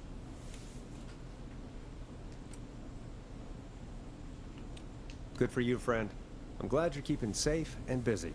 Thank you. I'm really living the American dream. Here in my business. You must really, really love your work. Oh, I do. My small business really is my whole world. What's your small business? Oh, well, I'm not really big on promotion, but since you asked, it's Ponty's Pizza! The best and only pizza place in town! Come on down and get yourself a cracking deal on our 2-for-1. God damn it, Ponty, no! No free ads! I mean, I guess we can't be that mad at him. Calling Ponty's did save Virginia. I can be mad, Peggy. That sort of thing just... I can be mad. Look, he's gone now. The same We thing already have happened to somebody me, else on the line. Yapasama, on my Just take a first deep playthrough. breath and let's keep Also, going. welcome in. Thank you for coming. Yeah, I screwed up. May have been one or two, but I think it was only the one. 189.16, The Scream. And tonight's 911 stand-in. Hi. Hello? Am I on air? Sure are, caller. What's your name? And what have you got for us tonight? Name's Eugene Stein, and I've got a heart full of love, Forrest. I'm hanging out in the middle of the maze, listening to your show, looking up at the stars and waiting for her. You got a special lady coming out to see you. Yeah. Molly. We planned to get lost in the maze tonight, to take our first journey together into the love labyrinth. That's why I'm calling, actually. I thought she'd be here an hour ago.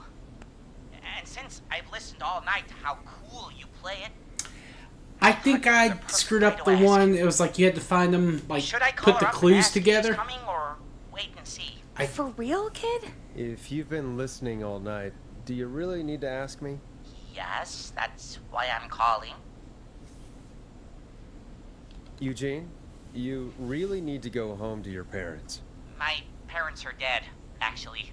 But, Oh, jeez. yeah, I guess it's not the night. Hang on. I hear some rustling. I guess she came after all. Molly! I'm in the middle! It'll take a little while to get here, but, thanks again, Forrest. It's been good talking. Wait a second. Molly can't whistle. No, this is supposed to be the best night of my life! Not the worst. Stay calm, Eugene. We'll get you out of this. Carm! I'm about to die a virgin! Listen, Eugene, breathe, hide, and call back in a minute. We'll get you out. I'll do it for Molly. But please, hurry. Well, listeners, while Peggy and I deliberate, here's a track for all you lovers out there. No, we've already played this one. I think we want... I don't think I've played this one yet tonight. Let Storm Riders take you on a rock and roll ride with the Glam Jam. I'm also going to do a playthrough. I don't know if I'm going to do it on stream, but I am going to do a playthrough Barbara, where our everyone receptionist, dies. She's a Maze fanatic. Shame she isn't here. I was supposed to go with her last week, but she changed her mind. Maybe we should call Barbara then, if she's so big on the maze. We could, but I don't actually know her number. Yeah, I didn't do it at all. Like, I got the achievement this game. Go and see what you can find. Or this That'll playthrough. hopefully be enough. To, like, play one of the alerts while you're on the air. Which one is Barbara again? Barbara! You know, Barbara! Forrest, I've seen you speak to her. Help me out, Peggy. She's the receptionist. Sits at reception, never does any work because she's talking to Brad all day. Ring any bells? Right, yeah. Sorry, I guess it's just the stress of... No excuses. Just go and find something to help us.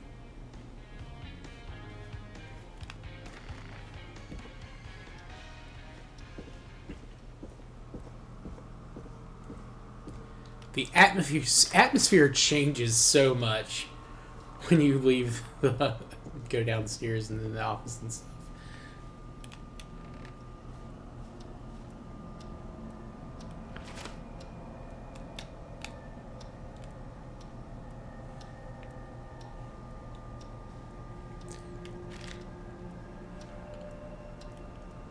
Bingo. Here's what I was looking for. More people, at least 2 or 3. The one was fired, but she's been in...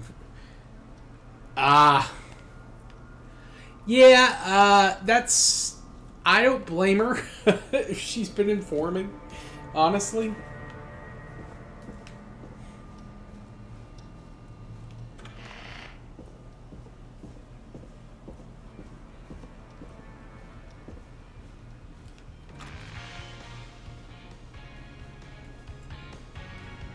Any luck? Yeah, I found a map for the maze in the trash. Why was it in the trash? Never mind. It doesn't matter right now. That's a question for Barbara later. Eugene called while you were away. He's on line 1. Gotta stop the music. Welcome back to 189.16 The Scream. I hope you lovers like that track.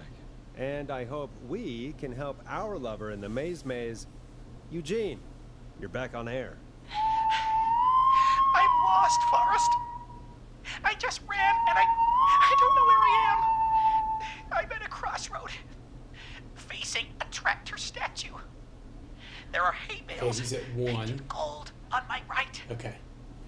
Okay, he's at Carson Trader hay bales on his right. Then he would go left. Go left.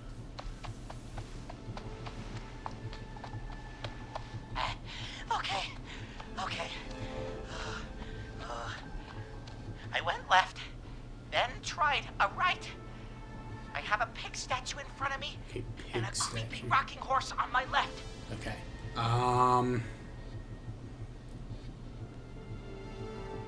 Backwards? Go backwards. Yeah. Oh, God. Why didn't I just invite her over? I'm at a crossroads. There's a pitchfork statue up ahead. So that's number 5. Which way? Left. Go left. Oh, this wasn't how tonight was meant to go.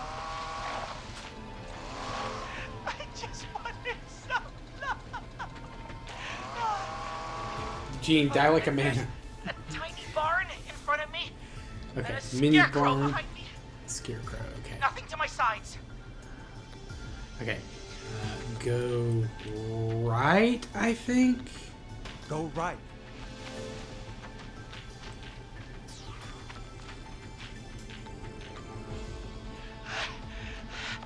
I can't run much more.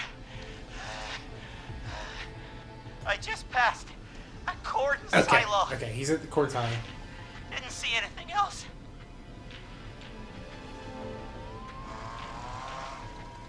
Please. Where do I go? I think he goes right again. Go right.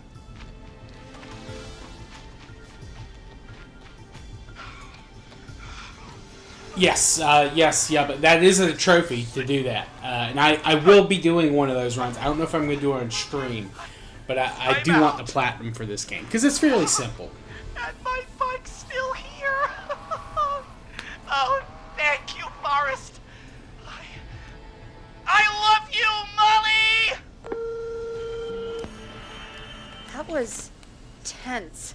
I think I held my breath the whole time. I think it went pretty well, all told. I think you're right. By the way, why do you think Molly missed their date? Do you think she's okay? Unfortunately for Eugene, I think she probably never left home. I mean, that would be smart.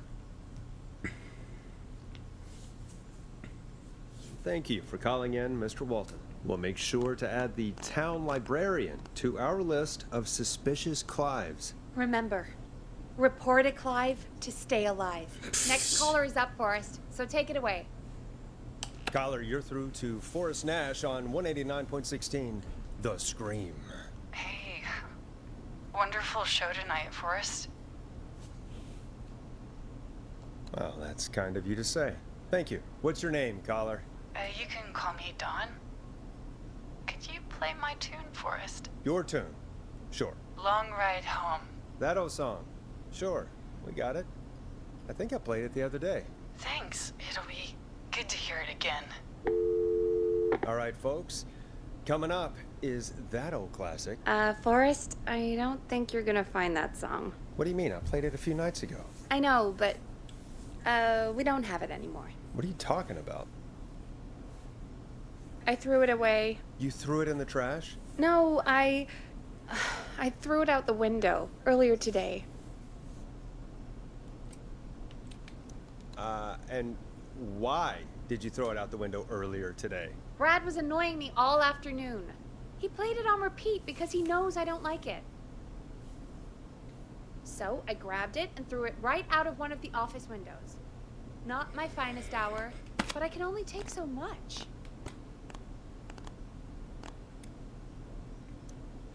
I'm sorry Brad was being a dick. Thanks, Forrest. Let's just play a different song. We've got more important things to think about anyway. Gotcha. Okay, folks. Here comes some unrequested music. Sorry about that, Dawn. Maybe try again tomorrow night. Sorry.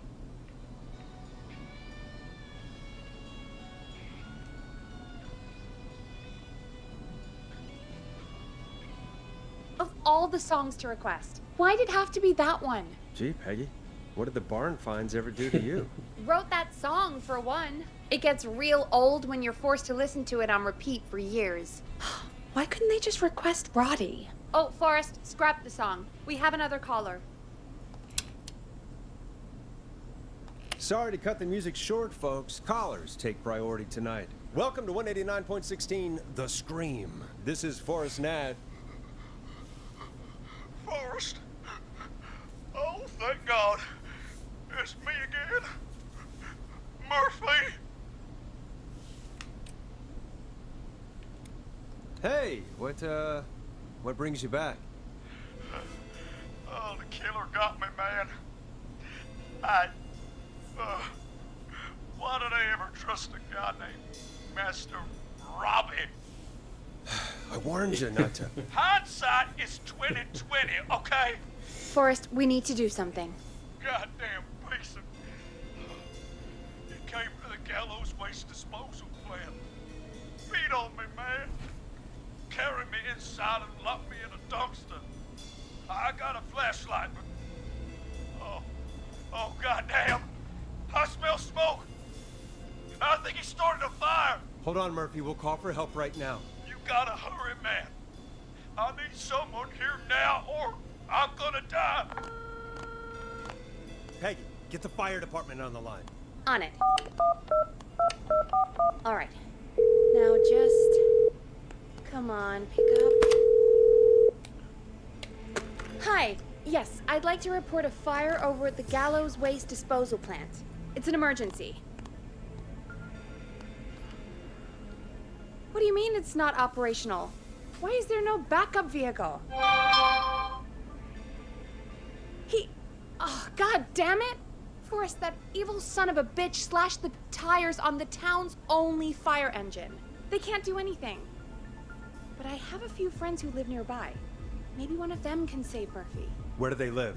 My friend Alex lives on the corner of Haddonfield and Romero Street, and Catherine lives on the west end of Myers Lane. And there's Jericho on the east end of Myers Lane. But he's old. Really old. Okay, I'll check the map, see who would be best to do this. I think it's Catherine, because she's right there.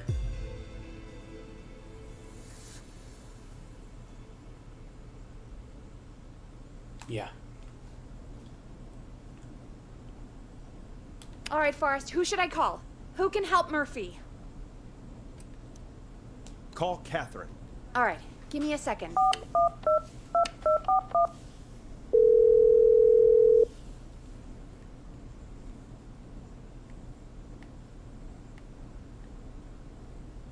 They're on the way.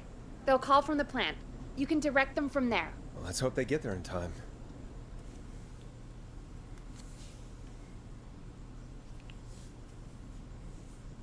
Call coming in.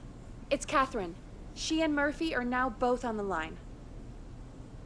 Hello, Catherine, are you there? What's happening at the plant? The whole damn thing is up in smoke. God damn it. I'm going in. Oh, my reception is terrible in here. God, my eyes sting.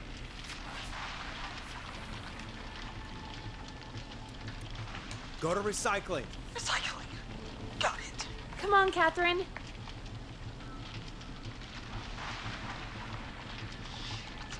The plant's what's up again. I can go shredding or crushing. Which way? Murphy, do you know what part of the I plant think you're it's I'm in crushing. a dumpster, man. What do you want from me? Catherine, go to the crusher. I think this is maybe the guy who died last time. I can't remember. Okay, it's super loud. We're almost out of time. There are 3 dumpsters here, one for Gallows Creek Council, Henderson Disposal, and Quiet Ridge Municipal. Open the Henderson container. Yeah, it's the Henderson, I think.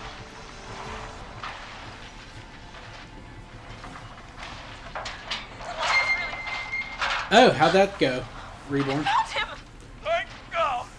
Let's haul ass! It's coming down! Oh, shit!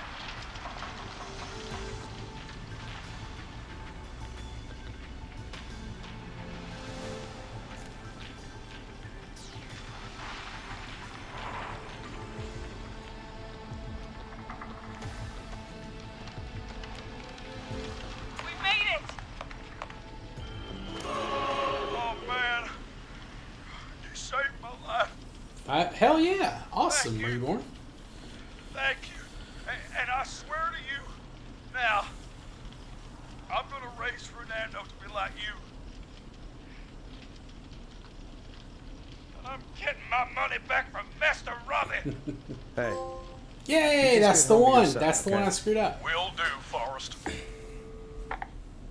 Well, folks, Gallows Creek has 2 folk heroes tonight, Murphy and Catherine.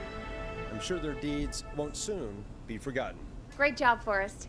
No time to celebrate, though. We got a caller. You know what to do. All right, folks. Another of our good citizens is on the line. Let's see what they have to say. Welcome to 189.16 The Scream, with me, your host, Forrest Nash. Forrest, Teddy Gallows Jr. here. I just want to say that my thoughts and prayers are with my Gallows Creek neighbors during this awful time. Oh, it's mayoral candidate and scion of the town founders, Mr. Gallows. Are you in danger? We need to be a town of law and order. We need cops who have the tools and funding they need to keep us safe. Okay, Teddy. I know you're an outsider to our little town here, Forrest. But you're really stepping up to bat for us all tonight. I just want to say thank you for taking a swing for Gallows Creek. Jackass. That's a really bad... Right. Thanks, Teddy. Now, are you... Teddy, you lowlife! This is not the time to promote your damn campaign. I just want to make sure our town is safe and prosperous.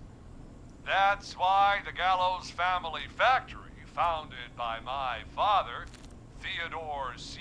Gallows, God rest his soul, which employs over 200... Teddy, unless you've got an emergency, I'm cutting you off. You know what? I do have a problem. A problem that's ruining our town. You know what it is? Yeah, how about the goddamn serial killer? The problem is that woman, our current mayor, Linda Cartwright. Oh, here we go. She just isn't one of us. Linda Cartwright is un-American, unstable, and... You're not better than anyone, Teddy. Just because you inherited half the town. Your producer sounds a little unstable, too. Don't you dare speak to me that way. Cut him off, Peggy. I can guarantee this kind of thing will not happen when I take office. The moral decay of... And that's enough of Teddy Gallows Jr. for one lifetime. I always feel disgusting after hearing him talk. Just play an ad, Forrest. I need a minute. We'll be right back after these messages. Great party, man. Thanks. Can I grab another beer? Hey, sure thing. Also, Let me grab you one out of Grilling the fridge. Spree, great name for a restaurant. Out of beer. What am I gonna do? The party is going to be over. Fear not. The Grilling Spree will give you a free 6-pack of beer if Gallows High wins this Tuesday. Say what? That's right. Order a meal deal from us and you'll get a free 6-pack of beer if Gallows High wins. A free 6-pack? Righteous! You heard me. 6 beers if Gallows High wins. Sounds like you've already had enough beers. I hope we murder them. Me too, Billy. Me too. Come on down to Grilling Spree or call 555-749-8335. We've got barbecue you'll die for. Yeah. Hey, Forrest, do you know what the Grill Reaper's favorite grilling spree order is? I have a feeling you're going to tell me. Spare ribs. Just get me back on the air. And we're back. We got a caller. You know what to do. Caller on line 1. Hello, caller. You're live on the stream with me, Forrest Nash.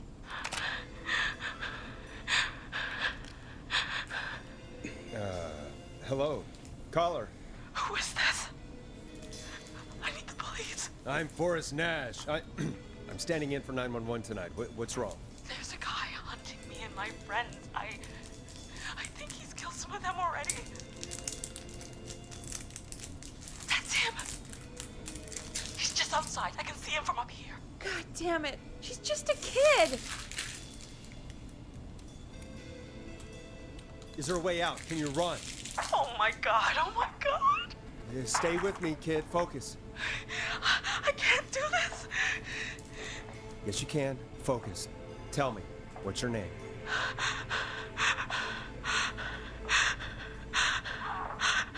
Sweetie, you can do it. What's your name? Carrie. Good, good. Carrie, listen to me. We're gonna get you out of there, all right? Now, where are you? The old murder house. Upstairs. I'm at the end of a a bathroom, a couple bedrooms, a closet. Oh, he's coming. Where should I go? Go to the closet. Okay, I'll...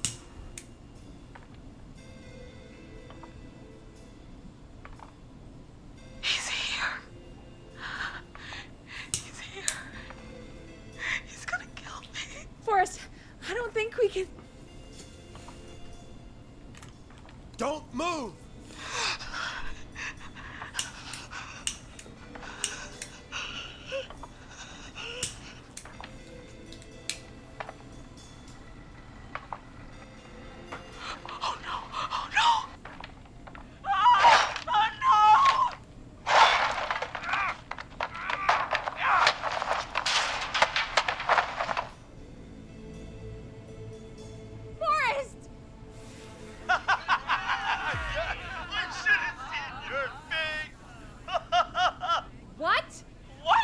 What? Are you kidding me? Okay, what the hell is going on here?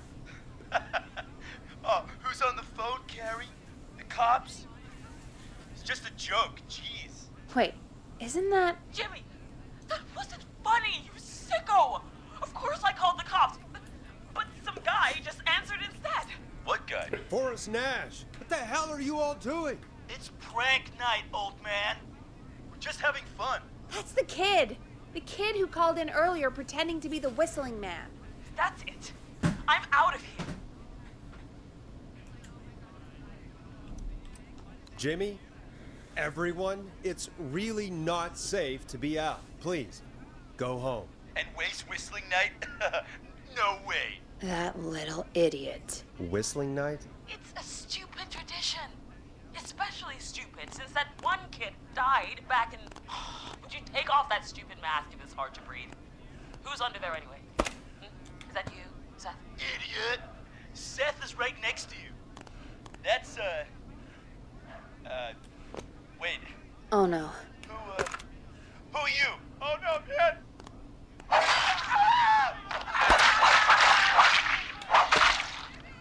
Everyone, get inside!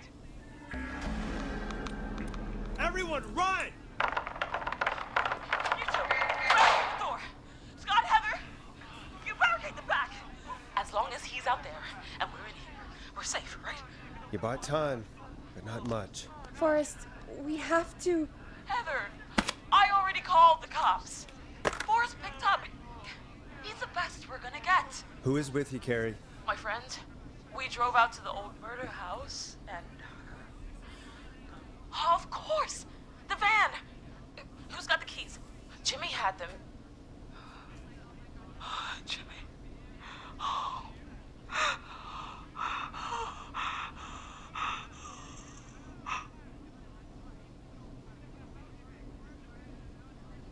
Okay. It's gonna be okay, Carrie. Right. We'll figure something out. Between all of you, there's gotta be a way to beat this. Just sit tight, okay? Heather, shut up. If we do that, we're gonna get killed. If only Jeannie were here. Jeannie? Jeannie McPherson? Our intern Jeannie? Yes. She's my best friend and the smartest one out of all of us. She stayed in tonight. Forrest, listen. We'll see what we can come up with, and, What? Scott, you're not any good at... And, no, Chad. Out of all of us, you're not the one to... Everything okay? No, we're figuring out a plan, but everyone's volunteering to do things they're just bad at. I think we can figure out what to do, but I don't think we can agree on who should do what. I think you'll have to be the tiebreaker, or else these idiots are gonna get us killed. But I... Shut up, you... Ugh. Forrest, I'll call you back. But I don't know anything about your friends. These damn kids never learn. Are you okay? They do this kind of thing every year, Forrest. People get hurt. All right, folks. We're gonna work out a way to save Carrie and her friends. This next one goes out to all the trapped kids out there. Here comes one of my favorites. Peggy, you mentioned something about their friend working here? An intern? Yeah, Jeannie. Seems a nice enough girl, but a bit head in the clouds, you know? Not sure why we took on an intern. We really didn't have the office space for one. Poor thing got tucked away in a dark corner somewhere downstairs, I heard. All right, I'll go see if I can find her desk. Hopefully she has something we can use.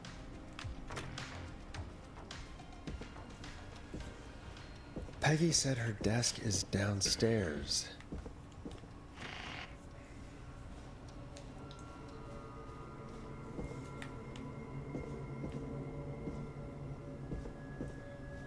Jeez, they really tucked Jeannie away.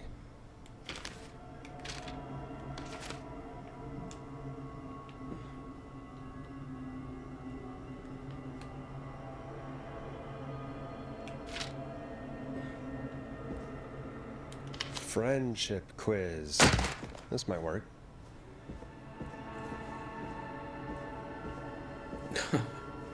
I remember this one. This was such a stupid puzzle. Very straightforward, though. Which is good, because I'm not the smartest or the sharpest tool in the shed sometimes. Well, but let's do it.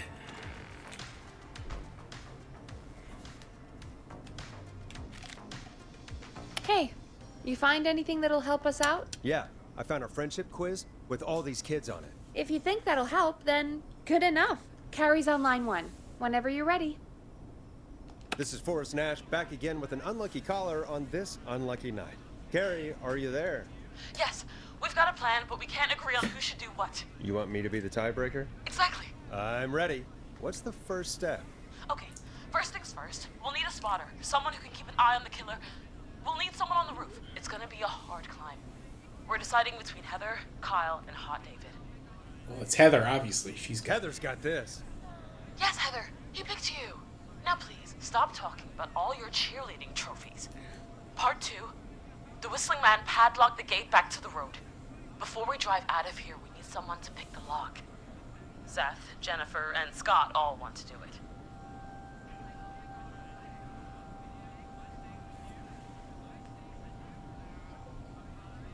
Ah, it's the most likely to escape prison. So. Jennifer. Jesus, Jennifer, you carry a bump key? Why didn't you say so earlier? Anyway, that brings us to part 3. Getting the van keys. I'll volunteer for this. I don't know Jimmy as well as you guys, so it'll probably be easier that way. Then is part 4. This is a very detailed plan. I'm impressed. Yeah, it's weirdly easier to think when you're about to die. You're doing great. What's the next part? Part 4, we need someone to lead the Whistling Man away. We need a fast runner. For this one, we're trying to decide between... Who was it again? Hot David, Cynthia, and Scott. Hot David. Hot David. Yeah, you spend a lot of time running shirtless. You got this, Hot David. Sweet. Okay, let's recap. We get the eyes on the roof. A runner distracts the killer while we grab the van keys and pick the lock on the gate. Now the tricky part. The getaway. Ooh, what's the plan there? Well, we can't all outrun the Whistling Man. But he thinks we're just a bunch of stupid teens. So, let's use that against him. Part 5. We trick the killer into a trap. Someone can pretend to be injured. Who would make the most believable bait? Who you got? We got Lisa, Tammy, and Cynthia.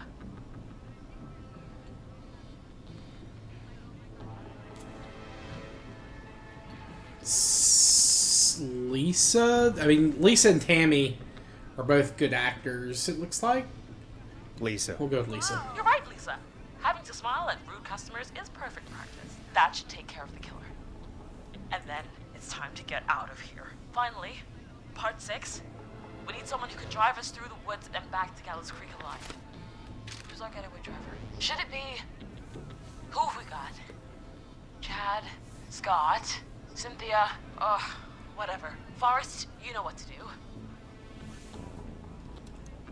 Chad. Oh, perfect. Your go-karting experience will be great, Chad. Thanks, Forrest.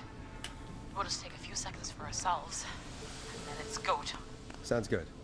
Talk to you in a sec. Good luck, Carrie. That actually sounded like a pretty good plan. I hope you're right. Yeah, let's hope.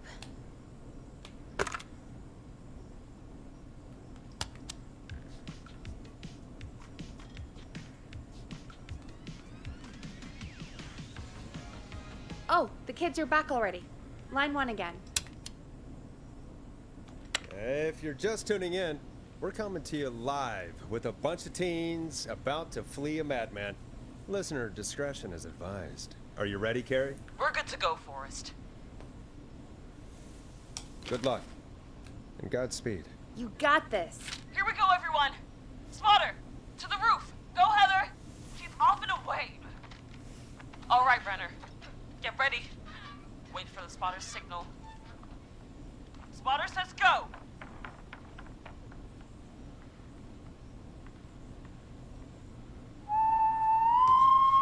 Wait. Lockpicker, go. I'll get the keys off Jimmy. Oh, Jimmy. Oh, his face is... The keys, Carrie. You need to get the van keys. His face is lying next to him, Forrest. He got caught. Oh, God. Focus. Breathe. Right. Right. The van keys. Got him. It's Jennifer got the gate unlocked. And Hot David should be back any second. Perfect. It's working. I love just the random sounds they have the people in the background make. Focus. You got this. We got this. Next step, trap the killer. All right. Wait. Get into position. Everybody else, hide.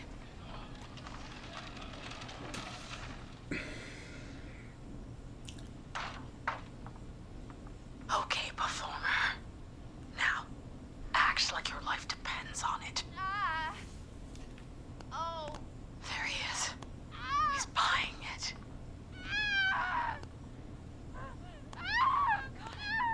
Now! Push the bookshelf over!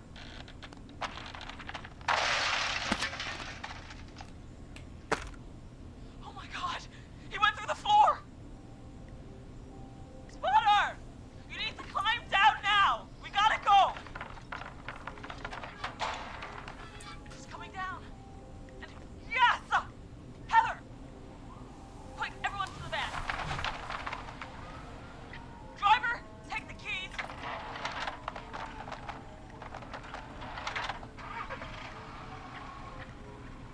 The damn gate swung shut.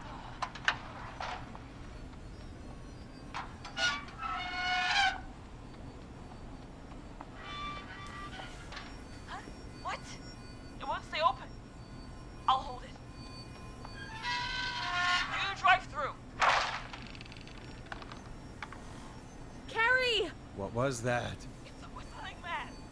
Drive! Now!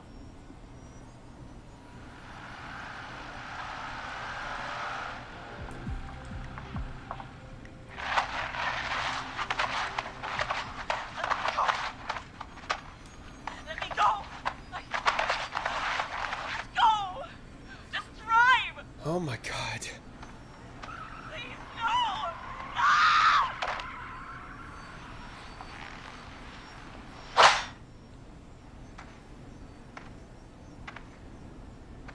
Carrie?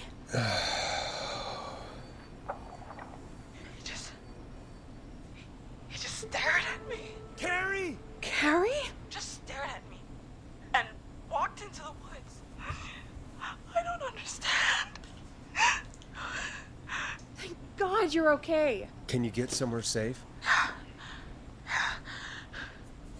I can make it home. Thank you both for helping. If you hadn't, It was your plan, Carrie, and it was a great plan.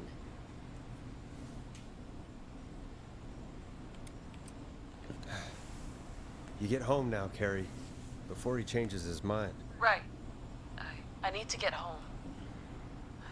Breathe, Carrie. You're okay now. I'll call you when I'm somewhere safe. Talk to you then. Folks, that was a lot. Our thoughts go out to Jimmy's parents in this awful time. For any kids listening in, please stay inside and stay safe. And parents, hug your kids extra tight tonight. Here's a song for the girl walking home in the dark.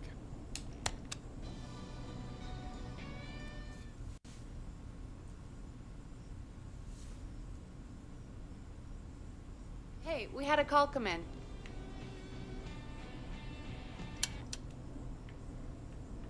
Forrest Nash here. Listeners, we've got another caller live on 189.16, The Screen. 189. What's on your mind, caller? Hey, Forrest. I just wanted to phone in and say that I think I speak for everyone when I say that you're providing a real service for Gallows Creek tonight. It's cool what you're doing, man. Well, I'm just doing my job, friend. Anyway, tell me about yourself. What's your name? Are you keeping safe tonight? Yeah, man, I'm good, thanks. I'm at my roller rink, trying to get everything ready for the Harvest Festival tomorrow. I had a guy from Starlink Security here earlier installing the Starlink 4000 system, so I'm a little behind. As for my name, my friends call me Roller Ricky. Roller Ricky, I forgot about him. My man. We're friends now, huh? Well, that's kind of you to say. Thanks. Yeah, man. Sounds like roller skating is more than just a job to you. So is this vocational? I wasn't always Roller Ricky. Once upon a time, believe it or not, I used to go by just Ricky. Yeah. Back then, things were pretty rough. I would hope. I used to roll with a bad crowd. Not all bad, but there was one guy. Anyway, some bad stuff went down. I harbored a lot of guilt for a long time and turned to the bottle. I didn't really talk about it or even know how to talk. It's just how it was. That bottle took the best years of my life. Or so I thought. It's never too late, Roller Ricky. How did you turn things around? I joined a support group. I opened up about my problems. Sharing that burden just took so much weight off. Hell yeah. It's a long story from there, but I found roller disco. I learned how to have fun again, cutting loose and making shapes. Now whenever I get down, I get down. I'm finally free from it all, man. It's important just to talk to somebody. That's the first step. Ain't that right, Max? Aw, hello, Max. Yeah, welcome to the show, Max. Max is my emotional support dog. He's a rescue dog, but I always say he's the one that rescued me. He's the best dog a guy could ask for. Of course, the first thing I did was teach him how to skate. He's better than me now, a real pro. Max can skate. Yeah, man. At first they said it couldn't be done, and then they said it shouldn't be done. But Maxie loves the rink, man. Is that another train, Maxie? Maxie loves trains, man. He's even got that special howl to greet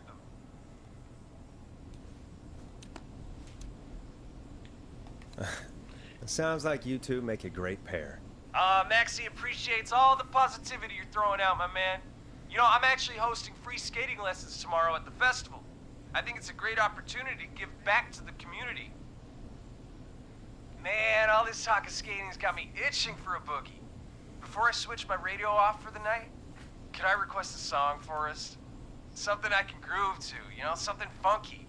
It'll be me and Maxie's final boogie breakdown tonight. Then I think we'll take it down a level. I can do that. Thanks again for calling. You and Max, be safe now, okay? Bye, Maxie. You got it, man. Peace. Well, folks, this next one goes out to Roller Ricky and Max. Enjoy.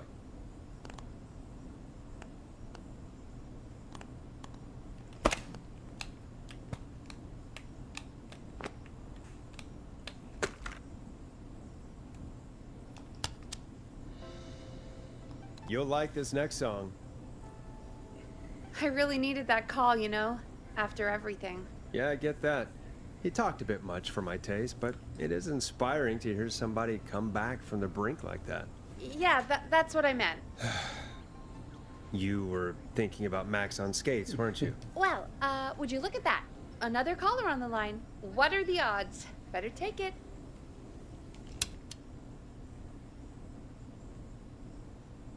Welcome back to 189.16, The Scream. This is Forrest Nash. How are you tonight, caller? I'm doing okay.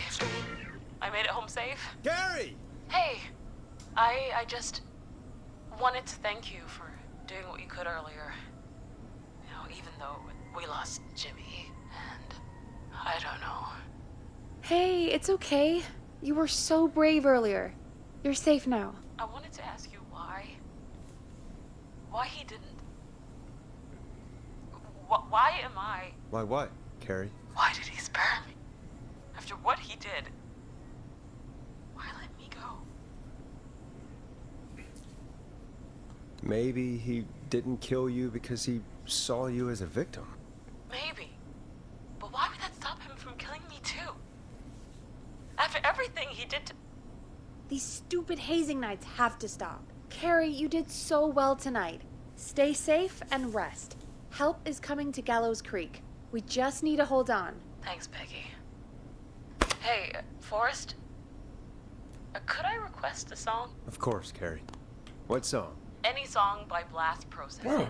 And thank you. This next one goes out to Carrie.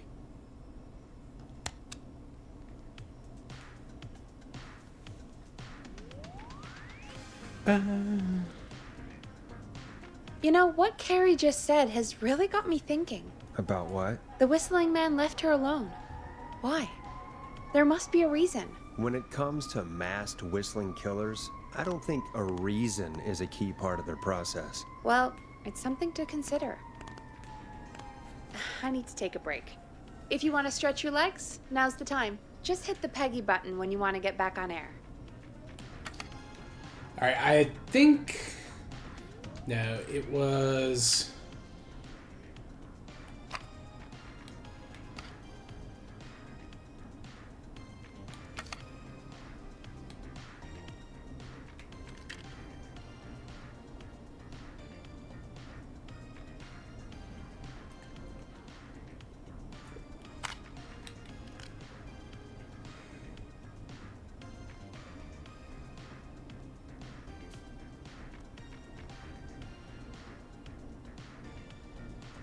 I think you can get the... There's another achievement you can get. Which one is this? You actually don't have to play all of them on air.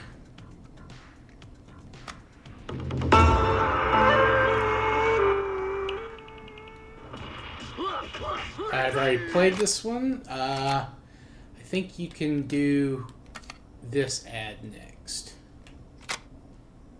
Also, sorry, for whatever reason, the tape cassette Teddy is Gallows Jr. is a family man, a devout Christian, and a proud patriot. Teddy Gallows Jr. is Gallows Creek. Like his father and all his fathers before him, Teddy Gallows Jr. has worked hard to create jobs, improve infrastructure, and make Gallows Creek a good place to raise a family. Unlike current mayor Linda Cartwright, Teddy Gallows Jr. lives in Gallows Creek. He's our neighbor, and he stands with our neighbors. Like Sheriff Matthews, who, after years of keeping the peace, Mayor Cartwright is trying to force into early retirement. Teddy Gallows Jr. doesn't believe in keeping a good man out of a job. Teddy Gallows Jr. believes in the American dream. Does Linda Cartwright? Help Teddy Gallows Jr. keep Gallows Creek a good American town. Help him become mayor. Take a swing for Gallows Creek. Vote for Teddy Gallows Jr. My name is Teddy Gallows Jr., and I approve this message.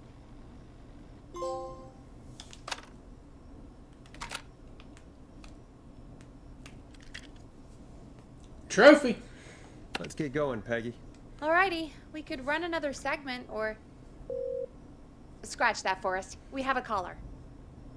You're through to 189.16, The Scream. What's your emergency? Hello again, Forrest. Oh, that call with the teens was awful. Those poor kids. Still, I'm glad the girl didn't get hurt. Thanks for your concern. Are you in trouble? What's on your mind? wanted to ask you again to play my song, Forrest. You said you were gonna play it, but you didn't. Your name was Dawn, right? What, Peggy? Yes. Oh, well remembered. My name is Dawn, and I wanted to ask you again to play my tune, Forrest. Long Ride Home? You know, the one that Peggy said she threw outside the window? You must really love that song, if you're calling up to ask for it when you know we don't have it. Well, I do love it. And I don't want to argue, but you do have it. It's just outside the window. There's a serial killer on the loose. I can't just go outside hunting for a record. I'm really sorry, Dawn, but we just can't get it right now. But wasn't the Whistling Man just at the old murder house? That's miles from the station. It won't take you a second to grab it. Don, I'm not sure if you've heard, but there's something unnatural about this freak. He's fast. I'm not risking it. Oh, but I think you will. Forrest? Peggy, I'm calling with more than a request. I know something. I think I know who's gonna be next. What? Are you serious? Play my song, Forrest, and you'll find out. Well, folks, here's some music for you while I think things over.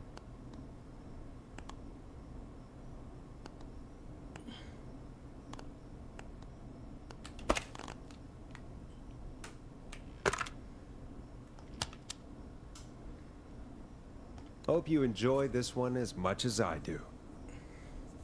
Is she serious, Peggy? She's serious about hearing that song, that's for sure. Peggy, I mean, is she serious about... I don't know, Forrest, but we don't really have a choice, do we? If she's telling the truth... All right, I'll do it. You're a good man, Forrest. I'll slide you the key to the fire door.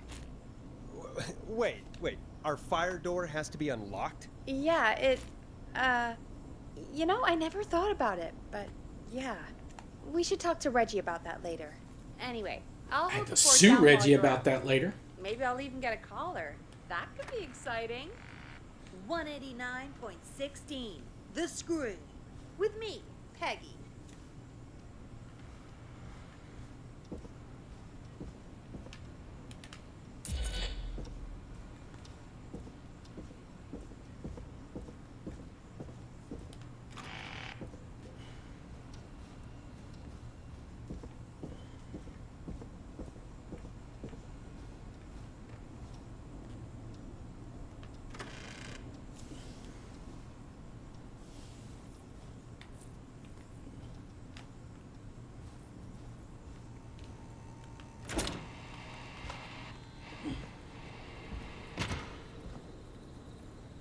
You know, I hope she'll be happy when I'm brutally murdered by the Whistling Man. Out here, in the open, alone.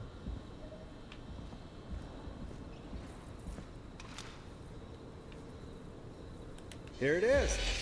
Long Ride Home.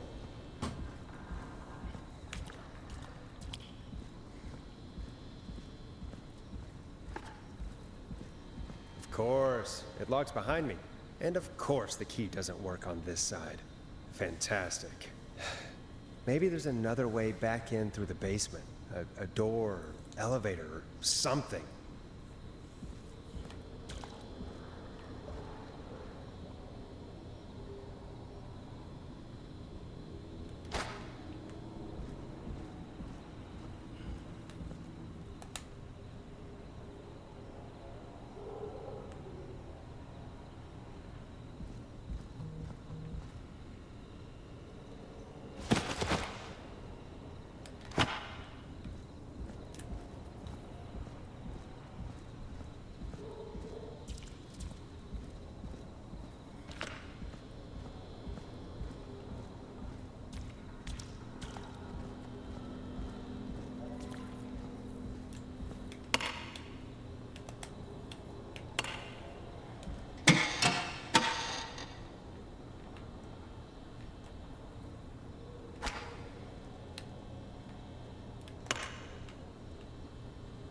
Looks like I'm gonna have to hunt around for some new fuses.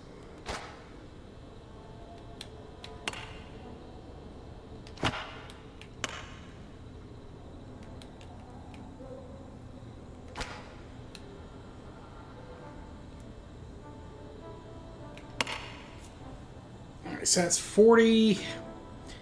And I think there is a 30 fuse, if I remember correctly.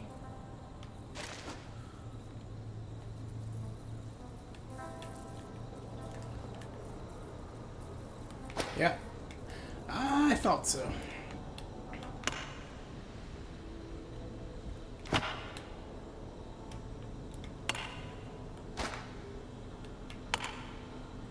Bingo!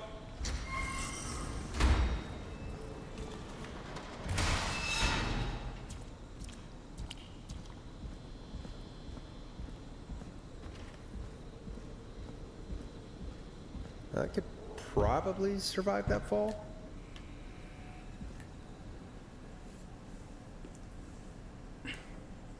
Okay. Let's see.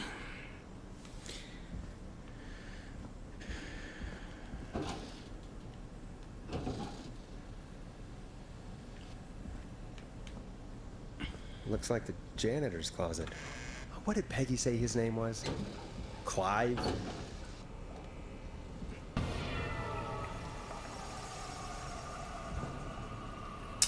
Huh. Chuck can... Okay. What the hell? Peggy is not gonna believe this. Huh. There's a key. I'll just take that. Might be important.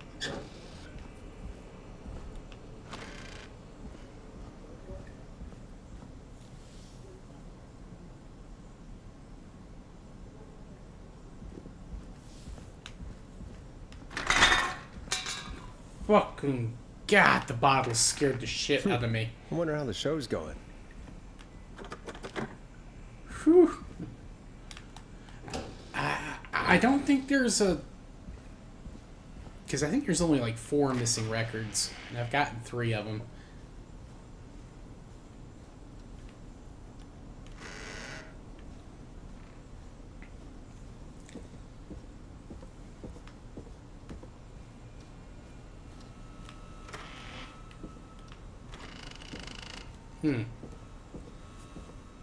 I walked right past one and needed to get the achievement. I thought it's this way. Kitchen.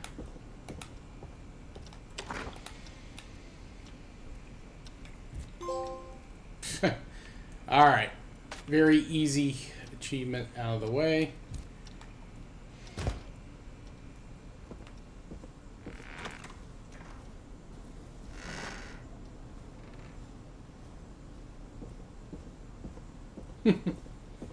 Yeah, it does sound safe, doesn't it?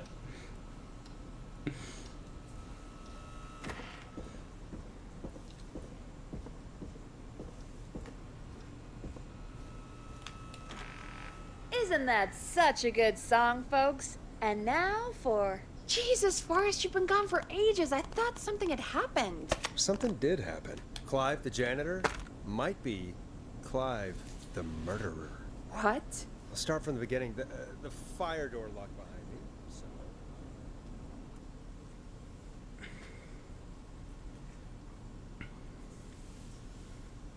Why did you heave that thing all the way up here?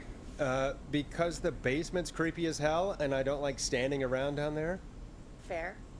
Alright, let's run through this again. We have a creepy board you found in a creepy basement, made by our creepy janitor, who you think is the creepy whistling man.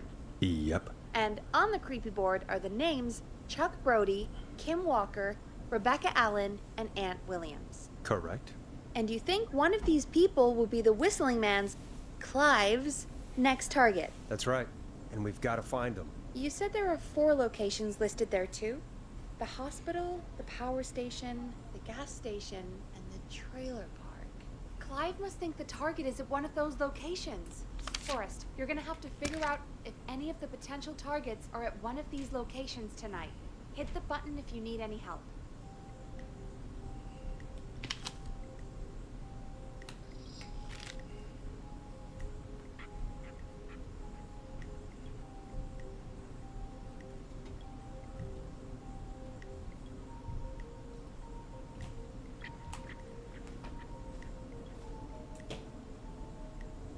How's it going?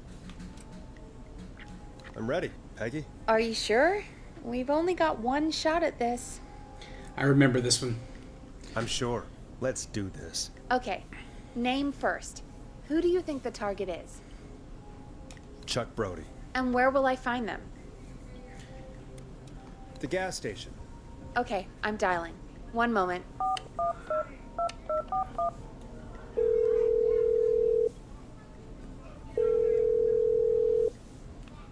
Hello? Chuck Brody! Listen, I know this sounds crazy, but we have reason to believe the Whistling Man is coming for you. You need to get yourself and everyone else out right now. The Whistling Man? Who the hell are you? Who is this? This is Forrest Nash. Listen, the Whistling Man's back. We found a list with your name on it, and... Oh, God. It's today. The year I finally let myself forget. Quit talking and run! I think he ran off. Well, fingers crossed that Chuck... Jeez! It sounds like something blew up. He's using bombs now?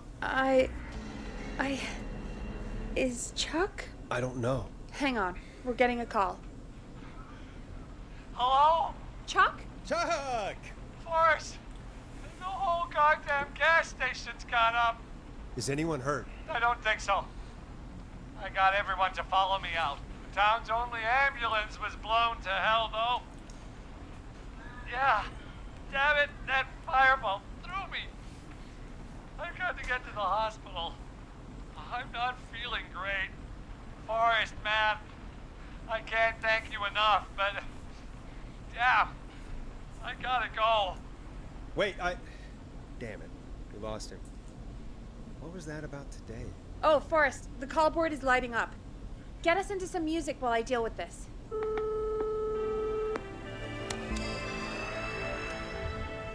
Here's some music while we regroup here on KFAM 189.16, The Stream.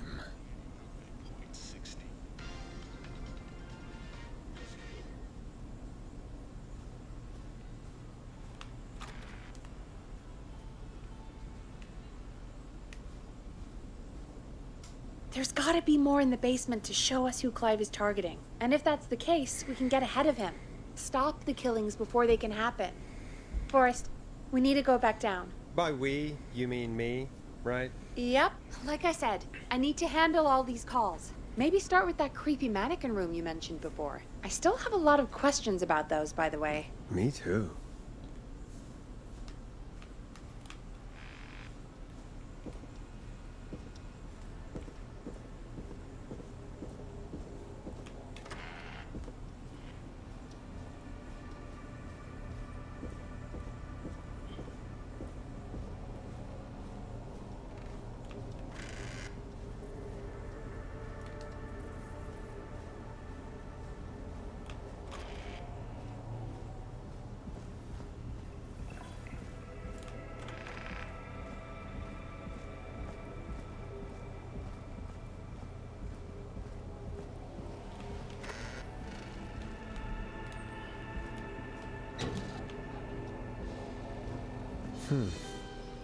The key. Was this always here? I must have missed it when I brought everything upstairs.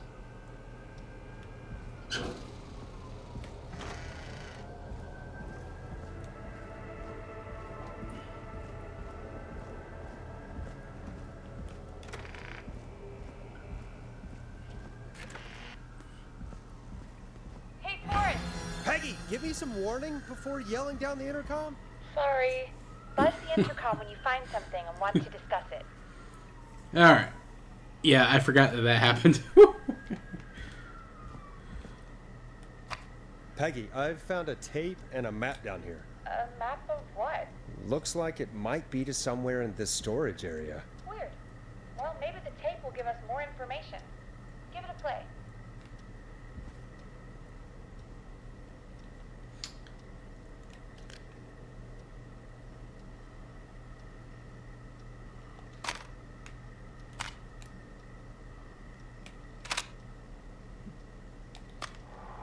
George Barrow, 1968.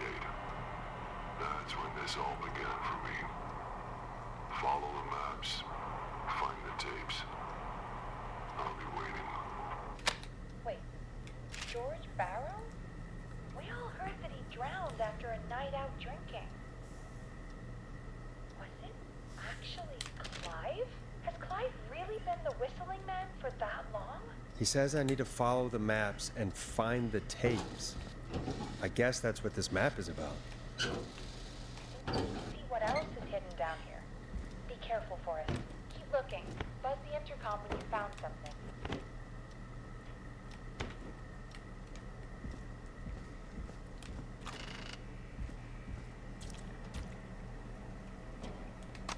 Time of autopsy is 7 a.m.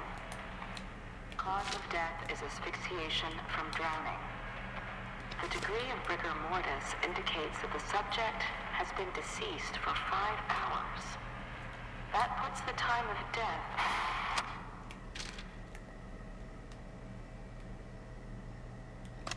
Time of autopsy is 7 a.m. Cause of death is asphyxiation from drowning. The degree of rigor mortis indicates that the subject has been deceased for 5 hours. That puts the time of death.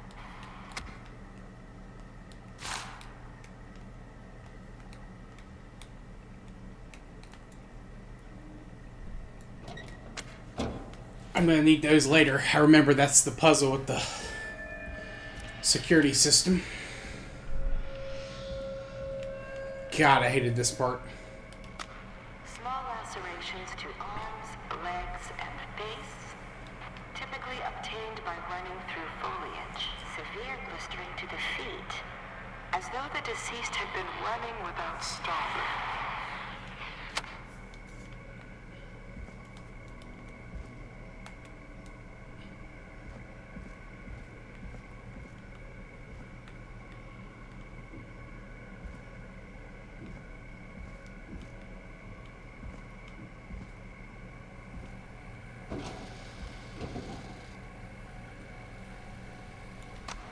Additionally, there appears to be a post-mortem injury to the arm. It looks like it was trapped in a car door.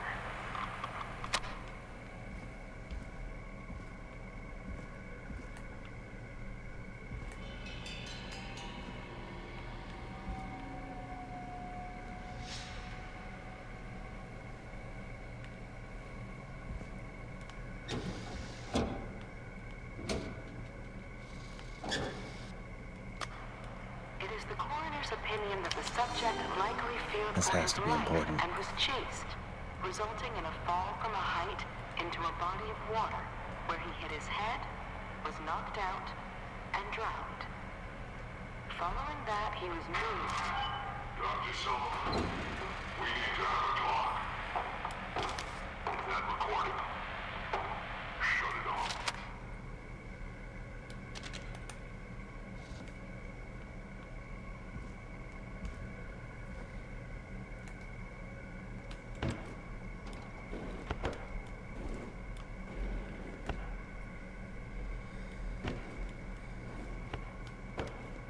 Ooh, a new vinyl for my collection. If you're listening to this, then I'm probably dead. What the? I'm a man who likes to stay informed. I've got subscriptions to newspapers all over the country. A few weeks ago, I noticed headlines cropping up in those papers, one after the other. Each headline about a murder. Each murder, the death of someone I knew almost 20 years ago. And each one drawing closer to Gallows Creek. Drawing closer to the anniversary. None of us are innocent, but I don't think we deserve killing. All I hope now is that I can save some folk from the worst that I can. I don't know. Do something to make up for what I did back then, I guess. I didn't kill anyone, mind you, but that's past mattering. there's more I could say than I should say, but my employer made it clear that my family would pay a high price if I ever spoke out.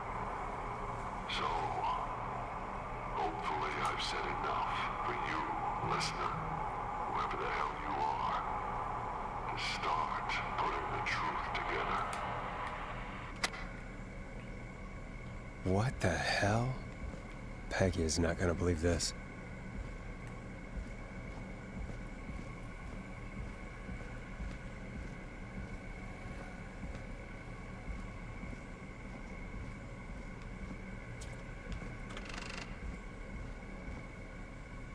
What have you found, Forrest? It's an autopsy tape. Doesn't say for who, but I think it must be for George. Poor George. He was so young. Something's bugging me, Peggy. What do you mean? I swear I recognize the voice of the woman talking on the tape. I just can't place it. Seriously? Do you think you've met her before? I don't know. I mean, I just got here recently. I don't know. Found another tape. It talks more about how George died. What did it say? It sounds like he was running for his life. Sprinting through trees and bushes, getting cut up all over. What would drive someone to do that? I'm not sure yet. I found a tape that introduces a new detail to the story. Post-mortem injury. Apparently, his arm got caught in a car door. A car door? Yeah, after he died. How do you suppose they can tell? How can they tell? I'm a radio producer, not a coroner. In another tape, the coroner comes to the same conclusion as I did. George was running from something. Maybe an animal? Maybe, but then there's this next bit, where the coroner thinks he was moved post-death. Moved the body? How weird. At the end of the tape, someone burst in and demanded the doctor, Dr. Sullivan, to stop recording. Dr. Sullivan. Wait, Virginia Sullivan? She was her caller from earlier. Well, then our caller was involved in a conspiracy around this boy's death. We need to call her back once we finish down here. It looks like she might know something about what's going on. I found a written autopsy report. What does it say? According to that, it's just like you said at the start. George drowned after getting drunk. Said he liked to fight, too. The drinking and drowning matches with what I heard, but... There's also a note scrawled onto the report. I'm sorry I made you do this, Virginia. if it was on the autopsy report, then Virginia must be our coroner. Wait, the caller from earlier, when we had to call the takeout restaurants, wasn't her name Virginia? I think I found Clive's last recording. I think Clive might be gone. Gone? I found a confession. Not for any killings, but for playing a part in covering up George's death. He left this behind in case he died. He hoped someone would find it. Do you think the Whistling Man already got him? Possibly. We've had a lot of callers tonight, but maybe not every victim made it to the phone, you know? We don't know how many there really are. Christ, Forrest, that's dark. I know, but Clive said he had read about other murders in other towns, and that the murders were all folks who knew about the incident. And the killings were getting closer to Gallows Creek. He said he wanted to do something good for once. The board in his office. He wasn't tracking people down to kill them. He was tracking them down to save them. Ugh, why didn't he just come out with all of this? He said his employer threatened his family if he spoke out about any of it. His employer? The one who orchestrated the cover-up? Oh, Clive. I'm sorry for thinking you'd killed all those people. Do you think you found everything, Forrest? I think there's gotta be more down here. I need to find all the tapes. You think so? How much did Clive hide down there? Well, if there are more tapes, then there must be more maps to follow, right? That seems to be the case. All right, then. Buzz the intercom when you find something and want to discuss it. Okay, well, I thought I found them all, but apparently not.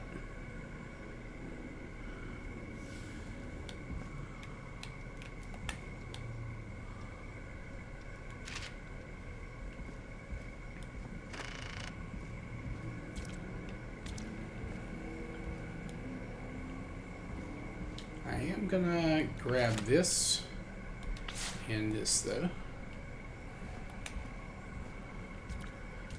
because I'll need that for the next thing. Okay, well that's fine. That can stay there for now.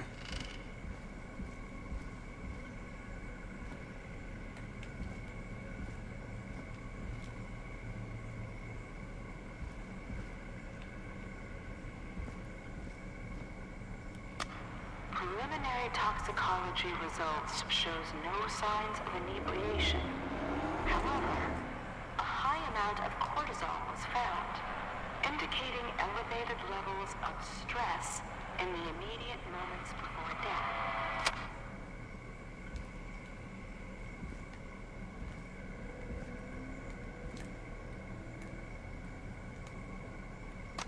Small lacerations to arms, legs, and face, typically obtained by running through foliage. Severe blistering to the feet, as though the deceased had been running without stopping.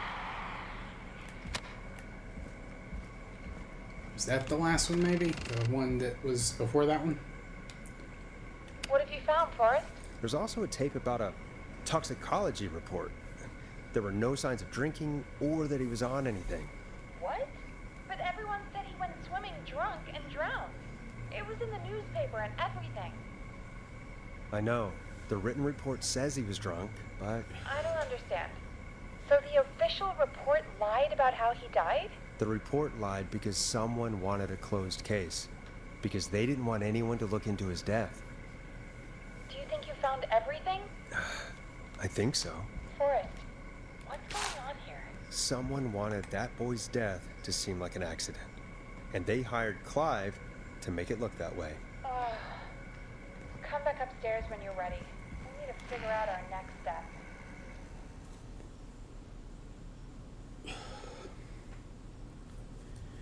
All right. Thank God you're back, Forrest. I've been running out of stuff to pad our airtime with. Peggy, you work in radio. Forrest, I'm stressed. I mean, really, how are we supposed to keep a show going with all this happening? This is our job, Peggy. We gotta do it. You're right. So, what's the plan now? I think we should call Virginia back. All right, I'll get her on the line. When you're ready, shut the music off. Hello again, Gallows Creek. This is Forrest Nash. We're circling closer to the truth behind tonight's events. To this end, we're calling back one of our earlier callers, Virginia Sullivan.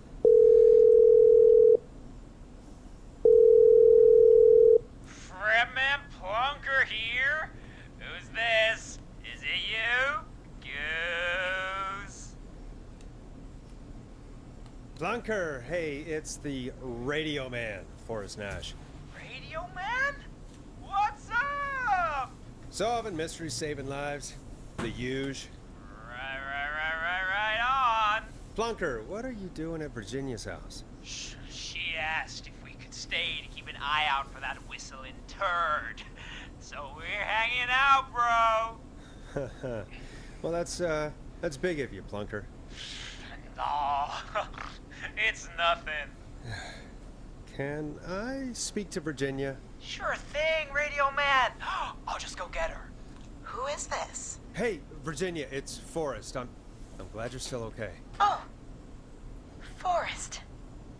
Sorry, I'm still jumpy. I can't blame you. I'd be jumpy too. I'm so sorry this happened to you, Virginia. I thought I was. I thought...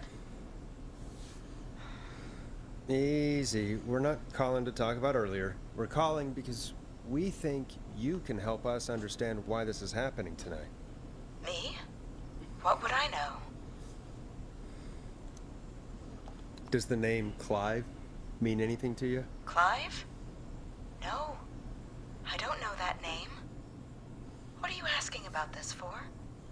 You mentioned that name earlier when you called us the first time. I don't know what I said then. I was petrified, Forrest. Clive's the janitor at our station, and we know you spoke to him in the past. Forrest, please. You don't know what you're doing. He'll come for me. Virginia, it's okay. Clive won't be coming after you. We think Clive's dead. Dead? But isn't he? He's the Whistling Man, Forrest. We thought so too, but... You don't understand. All those years ago, It's okay, Virginia. He's gone. We found evidence to suggest well... And we found your autopsy reports for George Barrow. How? I saw him destroy them. Well, he didn't. I don't know if he kept them or made copies or what, but we found them. And we know it's related to what's happening tonight, which is why we called you. Why did you write a false report? All right. One day, I came into work to find a boy on my slab. And as I finished the autopsy, this man, Clive, he just burst in. And he started making demands to give over the reports, to falsify what I found. Of course I said no. But, well, when someone wants to make you do something, they can use the carrot or the stick. For me, he used both. You see, my sister is sick. She has a chronic condition that's never going away. It's expensive to treat, and it was getting to where I couldn't afford it. And Clive promised me that his employer would pay for my sister's treatment if I did what he said, and that if I ever spoke about this, he'd beat me to within an inch of my life. I don't know why he had me do it, but my sister needed me. You have to understand. She needed me. We understand. Thank you, Virginia. That was brave. God, I just want this nightmare to end. This will help end it, Virginia. Thank you. Stay safe, Virginia.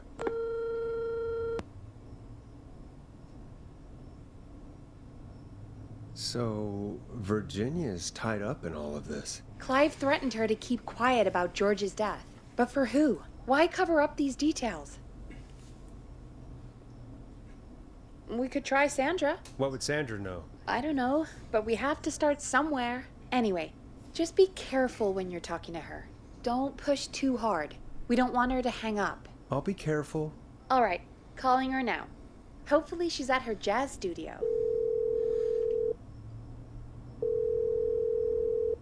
Aha! Forrest, you're through. Hello, this is Sandra at Jazz Pizzazz Jazz Studio. Who is What a this? name. Hello again, Sandra! It's Forrest Nash of 189.16, The Scream. And you're live on air. Oh, I always thought folks called into a radio show, not the other way around. How jazzy. What can I do for you? Well, we're trying to understand what's behind the attacks tonight. We had a few questions. Why, Forrest, of course.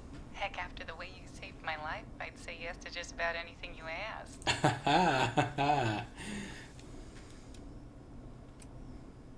Really? Well, that sounds nice. I might just call you back tomorrow then, too.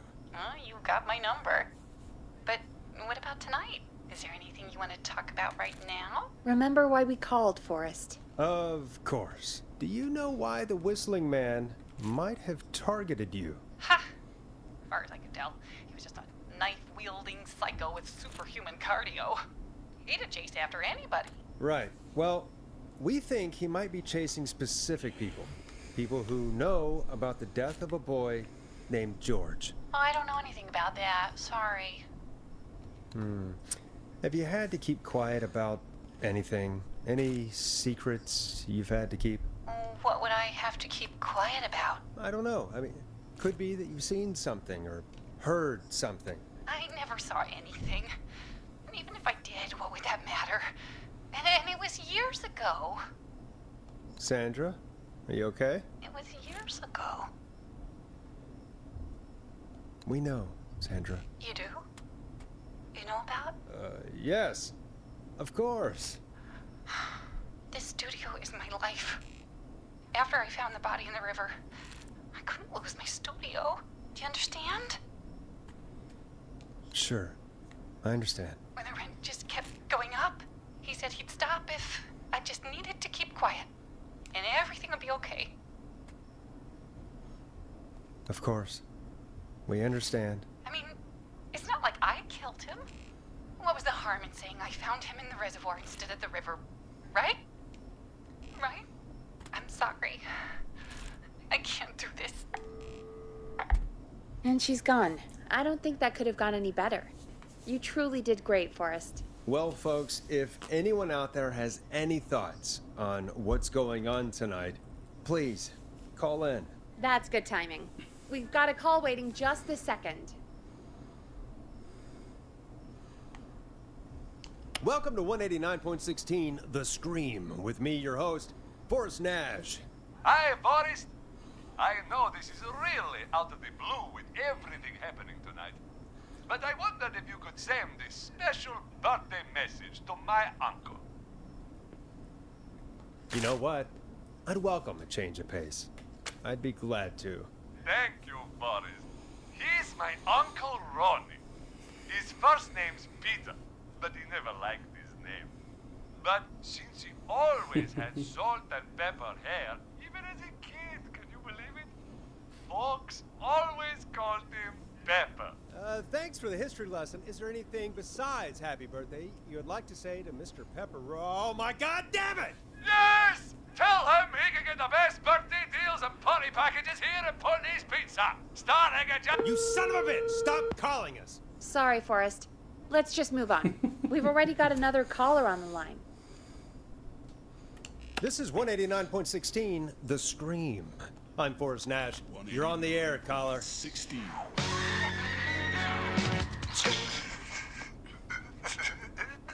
Caller.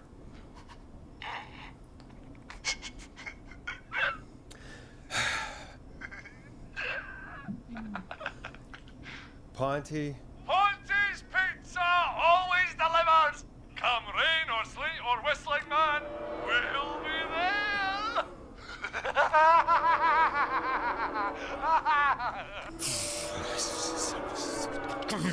Forrest? Forrest? Are you okay? Forrest? I hope the whistling man gets in with his own pizza slicer. Jesus, Forrest? Sorry. That was too much. It's okay. It's been a high-stress night. Don't worry about him anymore, okay? Not for tonight, anyway. I think he's spent for now. We've got another call, whenever you're ready. Folks, don't spend your money at Ponty's Pizza. That's all I'm gonna say about that. Moving along, I'd like to welcome another caller to 189.16 The Scream. With me, Forrest Nash. Who, may I say, is calling? Well, hello again, Forrest. Dawn. Dawn? We played your song, Long Ride Home. Did you hear it? Can you tell us? Never mind that now. First, I'm calling because I need your help. Are you in danger? I sure am. Do you mean Yes, he's after me now. you? I think so. He must have heard me on the radio helping you.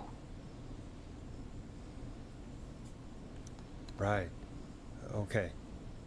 Tell us everything. I was out following a lead, trying to work out who would be next after Chuck. And what happened? And I started to feel like I was being followed.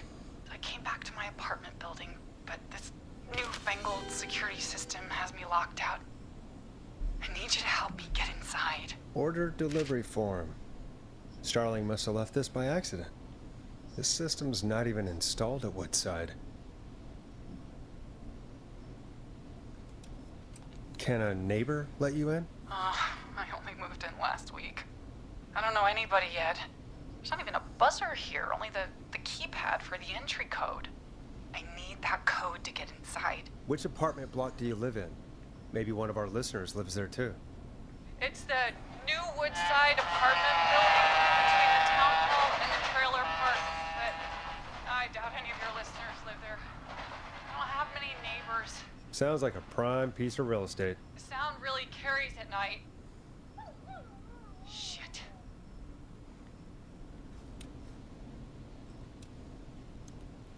I'm guessing you're not a dog person. No, I'm not.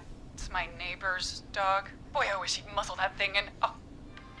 And now he's blasting David Scopo out of his window. This night can't get any... The whistling man is coming down the street. I don't think he's seen me yet. Forrest, please. I need your help.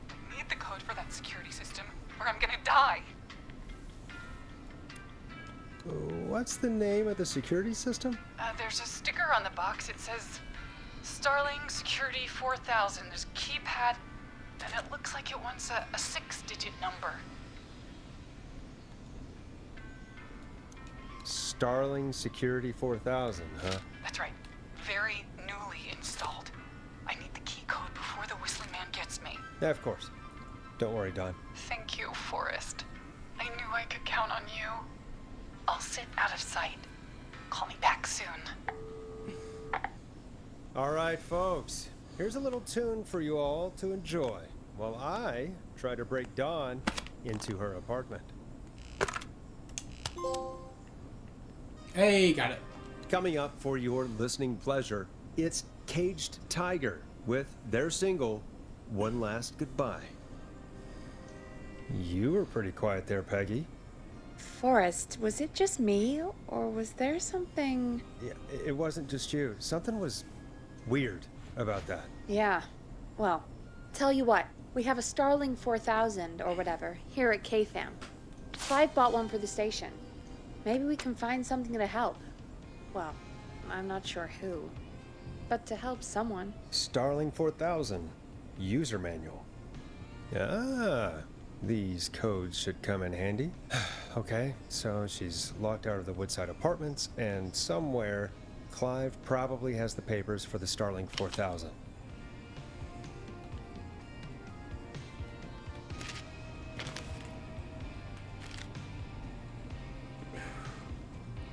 Welcome back, Forrest.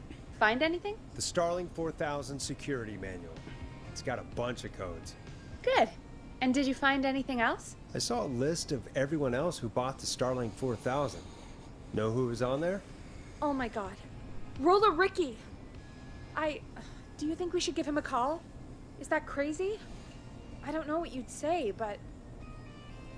That might be a good idea. Okay, one moment. I got the number here. Patching you through.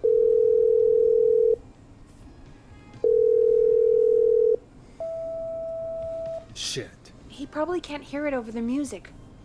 Forrest, I don't know about this. This is super weird. Just put me through to Don. I'll take care of this one way or another. Okay, if you say so. When you're ready, shut the music off.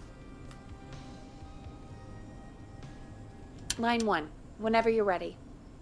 Don, are you there? This is Forrest Nash from 189.16, The Screen. Oh, thank God you're back. I'm so afraid. What's the code to the gate?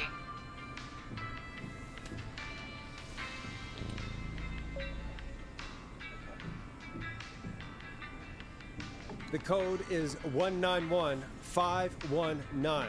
Thank you, Forrest.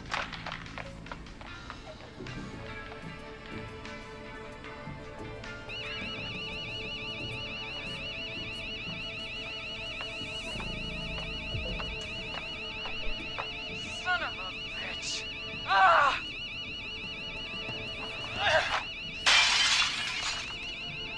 Is she?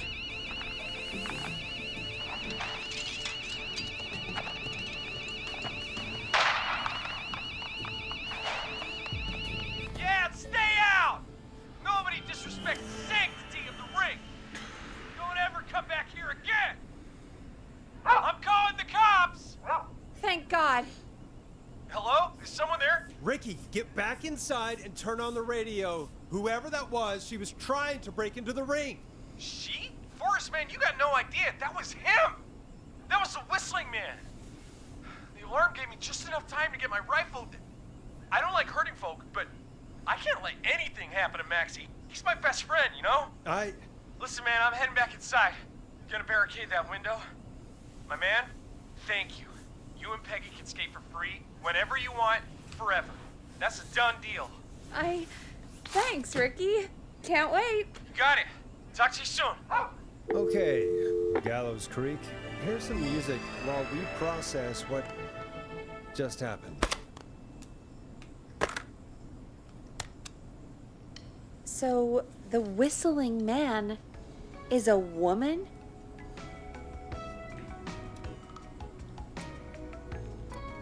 I had my suspicions. Yeah, sure, Forrest. You just never mentioned it.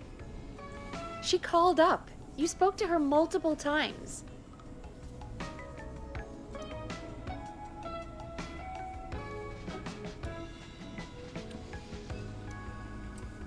I knew she wasn't right. Is that right, Sherlock? Why do you think she requested that song? I mean, maybe she actually wanted it. Could be her favorite killing song. Ugh, that's awful. So, what now? I guess I should make an announcement. We do have new info. Okay, kill the music and you can make the announcement. Okay, you're live in 3, 2... Hey folks, this is Forrest Nash here. I hope you're all safely locked inside. For those of you listening to that last call, you might be wondering what to make of it all. Here's our take. We now believe the killer is actually a woman, one who might manipulate you into letting her in before she attacks you. We're neighbors. Look out for each other and stay safe. The killer was calling themselves Dawn. This could be a fake name. If anyone needs help or you have info on the killer, please call in. You folks have my new number, right? It's 911. Hopefully, our next caller can help shed some light on our killer. Hey, we had a call come in. Okay, folks, time to take a call. You're through to Forrest Nash on 189.16, The Screams. Hey, man. Murphy? Damn straight. What's going on, Murphy? You in danger again? Nah, man. I've just been listening to the show here at home. And since you asked folks to call in if they could help out, well, I'm calling. I don't know if I can say as much as other folks have, but I figure I wouldn't be a good role model to Fernando if I didn't try to help, you know? You're a good father, Murphy. Absolutely. Fernando's a lucky kid. Oh, thanks. So, what do you want to know? Well, what can you tell us? I don't know, really. All right. Well, do you know anything about the death of George Barrow? Absolutely nothing. Okay. What about the killer herself? Herself? Man, I didn't get my ass kicked by a lady. The man I went toe-to-toe with was a man. You heard the last call, right, Murphy? Yep. So you know it's a woman, and you were trained by a VHS, Murphy. I know, but... Man, how could it have been a woman under that mask? Let's just move on. Do you know anything about the history of the Whistling Man? No, sir. Tonight's the first time I ever heard of him. What? I moved here 3 years ago, man. What do you want from me? Hey, man, no worries. Just thank you for trying. Right. Sorry I couldn't help y'all more, man. Now, if you'd have asked me about gators... Forrest, we have a call coming in. Sorry, Murphy. I think that's all we've got time for right now. All right. I'll catch y'all with the gator talk later. Night. Well, folks, that was a bust. But perhaps our next caller has more they can tell us. Let's find out. This is Forrest Nash, and you're listening. Please help me. My name is Casey Moore. I'm at 25 Nancy Drive. My best friend's been stabbed. He's bleeding everywhere. I don't know what to do. Please help me. Easy. Take a breath. Relax. Okay. We'd been out at the reservoir. We were heading back to his place when we heard this whistling all of a sudden. He just started freaking out. He screamed at me, told me to hide. I'd never seen him like that, and I just panicked and ran and hid in a bush. Oh no. Forrest. Then what happened? He went up the road and talked to someone. I couldn't really hear or see anything. It sounded like he might have known the person, and they just stabbed him. Hey, Patrick. Welcome back. Casey, was he talking to a woman? I don't know. They had a mask and wore all black. That's all I know. Please, we need help here. I'll get you help, but I need to know. Where did the masked person go? They left. They left him to bleed out. I waited until they were gone, then dragged him into the garage and called 911. Wait, why didn't she make sure he was dead? I don't know. I think I heard them say something like, "It's not so funny now, is it?" Before they left, but please, Hope you're doing well. he needs to get to the hospital. I can't drive, so we need an ambulance. Forrest, the ambulance was destroyed in the explosion at the gas station. You should get all the info you can. What's your friend's name, Casey? It's Jason Parker. Can you tell us where Jason was stabbed? They stabbed him in the stomach, and then stabbed him again in his leg when he was on the ground, and it's... Oh, the knife is still there in his leg. We'll be right back. Peggy, patch us through to the hospital. On it. Phoning St. Gabriel's now. Switch to line 2. Hello, St. Gabriel's Hospital. How can I help you? Hi, this is Forrest Nash from 189.16. We have a stab victim at 25 Nancy Drive named Jason Parker. He's been stabbed in the stomach and the leg. He's bleeding heavily. Oh, God, I'm sorry. But the ambulance is... Well, you know.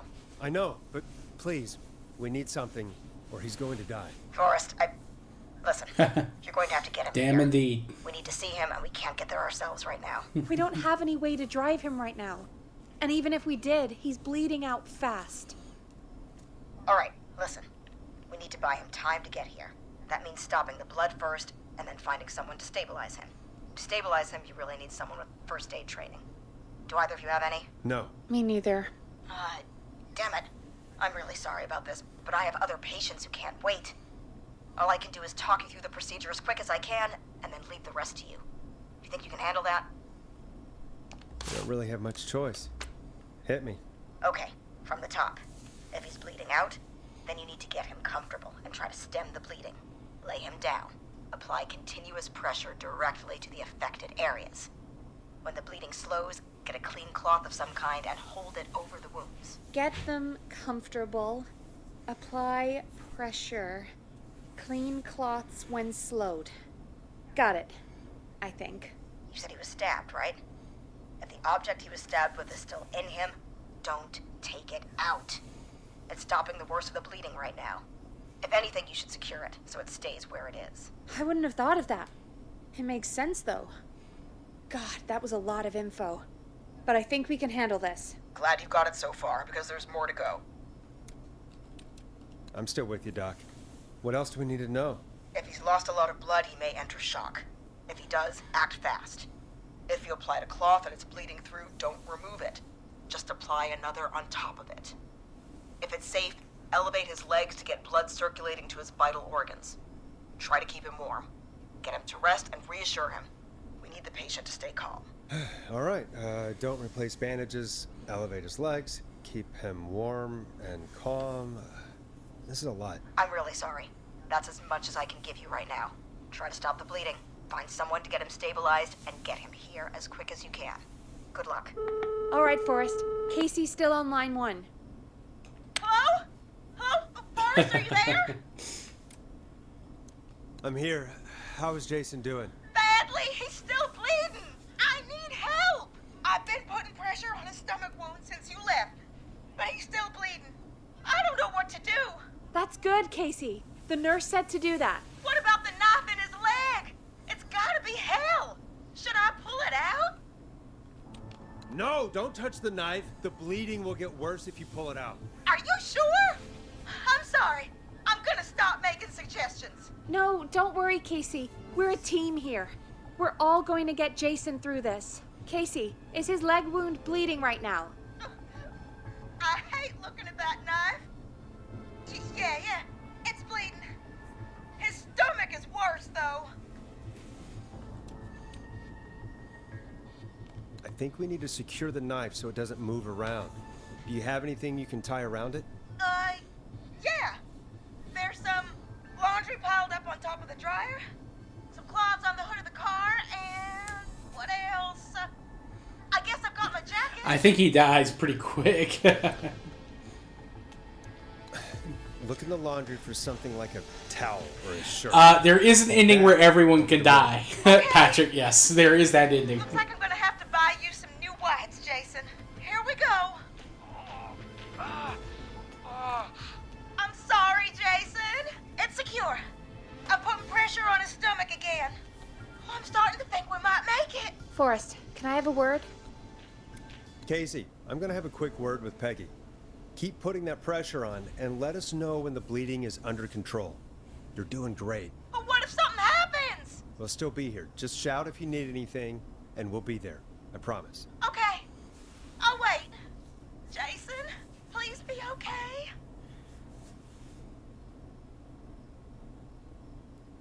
What's up, Peggy? We can't stay on the line with her all night. Dawn is still out there. What if other people need us? You're right. She's probably on her way to her next target right now. Exactly. And you heard the nurse. We need someone there with training who can stabilize him. He's got to get to the hospital somehow. Any suggestions, Peggy? I might. A little before you started working here, KFAM did a mandatory first aid training course. Me and Karen missed it because we were away on a producer getaway. You skipped it, didn't you? Never mind. So, how does KFAM's first aid course help us? Casey said they're at 25 Nancy Drive, right? Yeah? Why? They put up a bunch of cheap houses around there about 10 years ago. So a bunch of people here at the station live around there. Do you think any of them could help Casey and Jason? Probably, but I don't know who lives there. And since I missed the training day, I don't know who knows first aid. Could you call them and ask? I don't know everybody's numbers. I've only ever called Karen. Everybody's personnel info is probably in Reggie's office. Got it. I'll look through their files in Reggie's office. It's a life or death situation. I'm sure they won't mind. Right. But there are a couple of problems with that.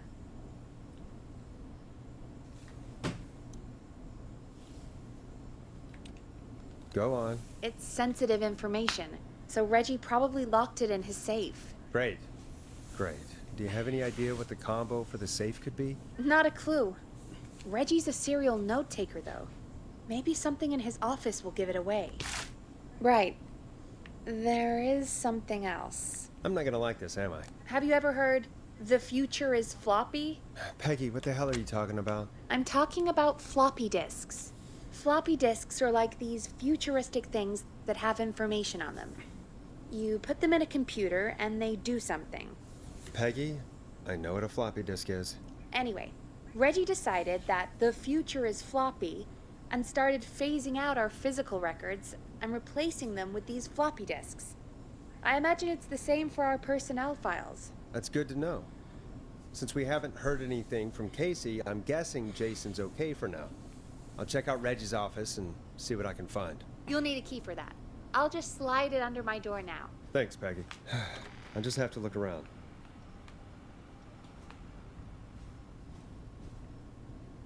Good. I'll patch my mic down to the office so you'll hear me over the intercom.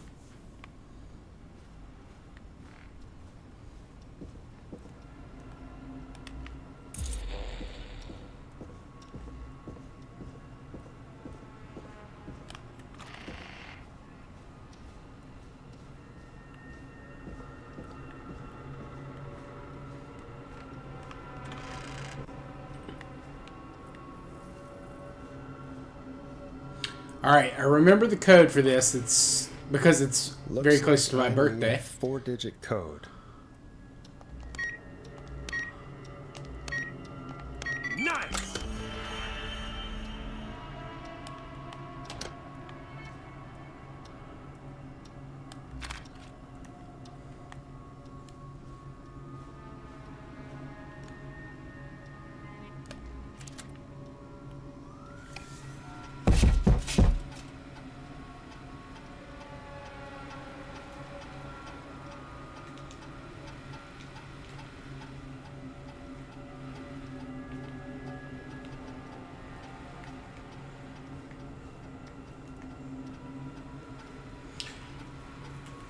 Okay, I'm going to take a quick break. I need to use the restroom real quick. You never see her face, but you do find out more about her. But I will be right back, Patrick. I've got to use the restroom. I'm going to take a quick pause. I will be right back, and we'll finish this up, hopefully soon. I think I'm on track to get the... it's going to be close, but I think I can get the speedrun trophy, too. We'll see. Anyway, 1 second.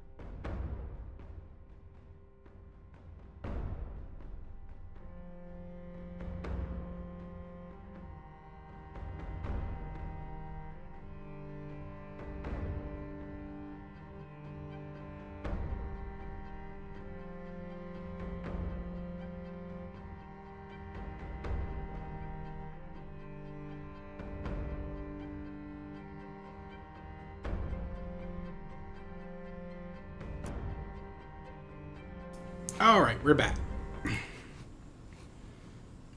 Thank you guys for the patience.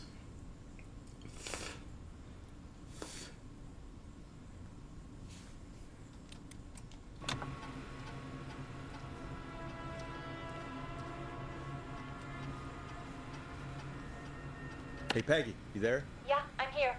Did you find what we need? I think I know who our best bet is to help Casey and Jason. All right, good work.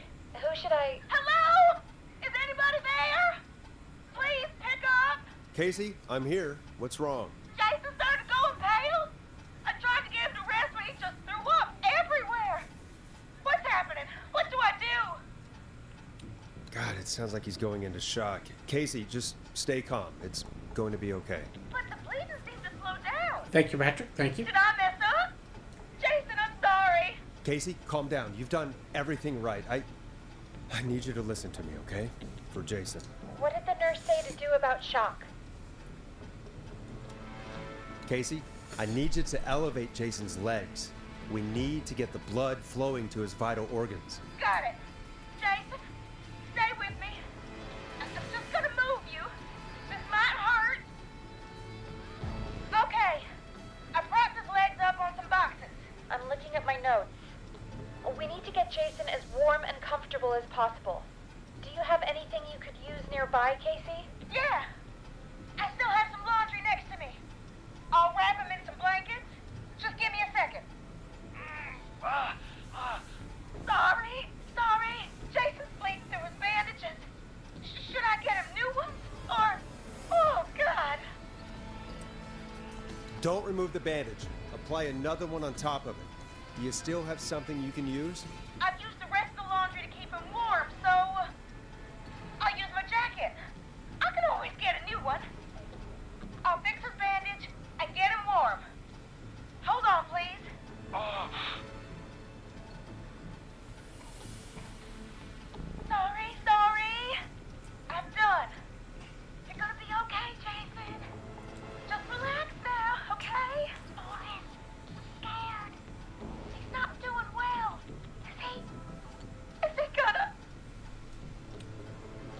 Casey, I need you to be strong for Jason. Sit with him and reassure him that everything's gonna be okay.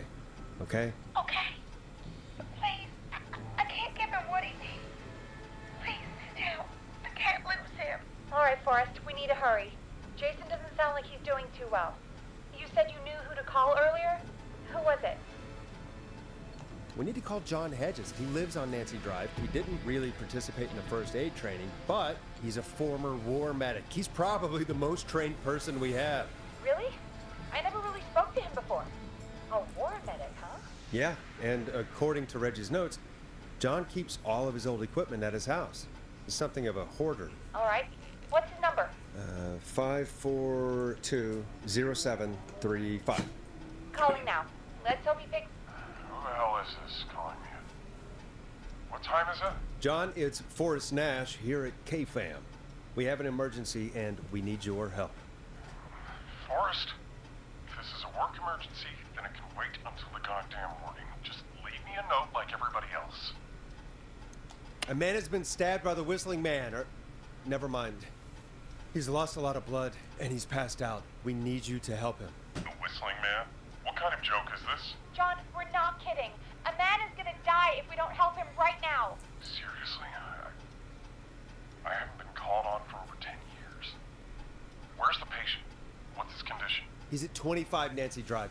I think we got his friend to stem the bleeding, but he's gone into shock. He's passed out right now. You say he was stabbed? Do you know the extent of his injuries? From what we were told, he has 2 major stab wounds. One to the stomach and one to the leg. The knife is still in his leg, and the stomach wound is open. Understood. Let me grab a few supplies and I'll head right over. Damned if he dies on my watch. Thank you, John. We'll let him know you're on your way. Good luck. Hello, Casey. Are you there? How are we doing? Bad. Jason seemed really weak and then just started thrashing. What about now? Is he still thrashing? He's passed out. Please tell me you found someone to help. Casey, help is on the way. My colleague will be there soon. You hear that, Jason? Someone is coming. You're gonna be just fine. Just hold on for me, okay? Just hold on. Come on. Hello, Casey. John Hedges. I'm here about Jason. Please let me in. I'm guessing that's Jason there. Casey, I'm gonna need your help. Forrest, Peggy, don't you two worry. We've got this from here. Okay. Forrest, we'll call you back later. I have to go now. Good luck, everyone. God, I hope he's gonna be all right. And with that, the show moves on. We're sending our best wishes to Jason. Well, after all that excitement, I think we could use some music.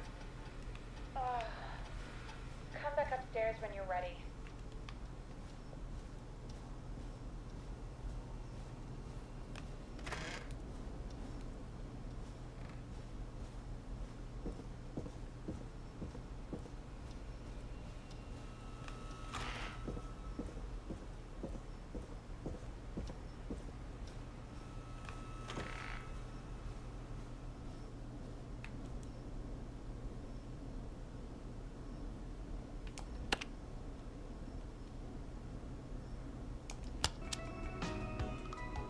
You're gonna love this next track.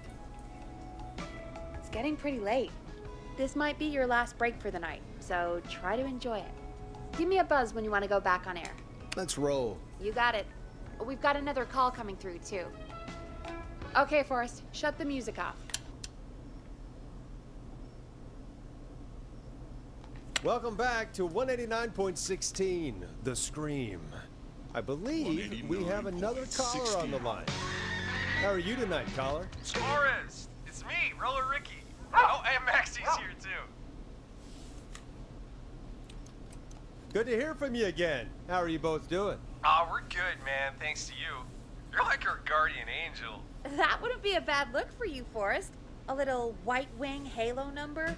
Maybe something for the KFAM Halloween party. All right, everyone, let's calm down. Ricky, I'm just glad we could help you and Maxie. Is there anything else we can help you with, Ricky? Actually, I think I have some info that might help you. Oh? What's that? You see, man, me and Jason know each other. You know each other? Yeah, we went to Gallows High and played on the football team together. He was a gnarly offensive linesman, and I was our star wide receiver. Runner Ricky, they called me. All right, and what does that have to do with tonight? Well, because George, the guy who drowned, he was on our team too. Tell me about him. What was George like? I didn't know him for long, man. Sad to say. We had our first team party on the night he drowned. He seemed like such a good dude. Ricky, were you there when George drowned? No, man. Once the party turned, I beat feet out of there. Man, I remember George and his girl there. There was a whole lot of love, man. I could see it, you know? Ricky, please. What was her name? I never got her name, man. He just called her Bean. I didn't really know her before or see her after that. Then what did she look like? Please, tell us anything you remember. I just remember a pretty girl, man. I'm sorry. Ricky, you said the party didn't last long. What happened? We were just having a good time, and then the next thing I knew, everyone was running for their life. I looked up and saw a goddamn whistling man in the trees. And I never ran so fast in my life. I ran straight home. Didn't know about George until next morning at school. I'm guessing it was whistling night, wasn't it? That the whistling man was just another kid. Yeah. I don't know how George died, but I always felt like if anyone deserved to die that night, it should have been me. And Ricky, it wasn't your fault. You're not a bad person. I know that now, man. It took a long time to learn, but yeah, just thought I'd tell you all what I know. Thank you, Ricky. This helps. Thank you. You got it, man. Anyway, I think it's time for me and Maxie to free up your phone lines. Thanks for listening, man. I'll let you to it. Night, Ricky. All right, folks. Looks like we got a new lead in the case. If anyone has any info about this mysterious bean, please call in. If she was George's girlfriend back then, she's probably in her mid to late 30s now. Huh. Oh, we have another call coming in, but hang on. What's up, Peggy?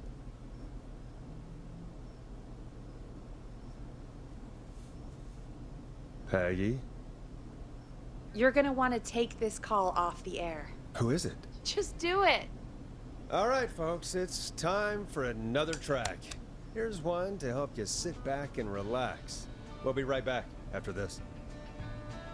I hope this is good news, Peggy. Who have we got? Find out for yourself on line 1. Hello? Forrest, I'm glad I got back through to you. Sounds like it's been a busy night, huh? Surprise! It's Leslie, our 911 operator, leading the charge from Henderson to come save us. It's so good to hear from you. Are you okay? We're doing okay. Sarah and I are both happy to be headed back home. We're happy to have you too. Wait, Sarah? Oh, yeah, I mean Deputy Martinez. Anyway, we got back into radio range a little while ago. We've been listening in, but haven't been able to get through until now.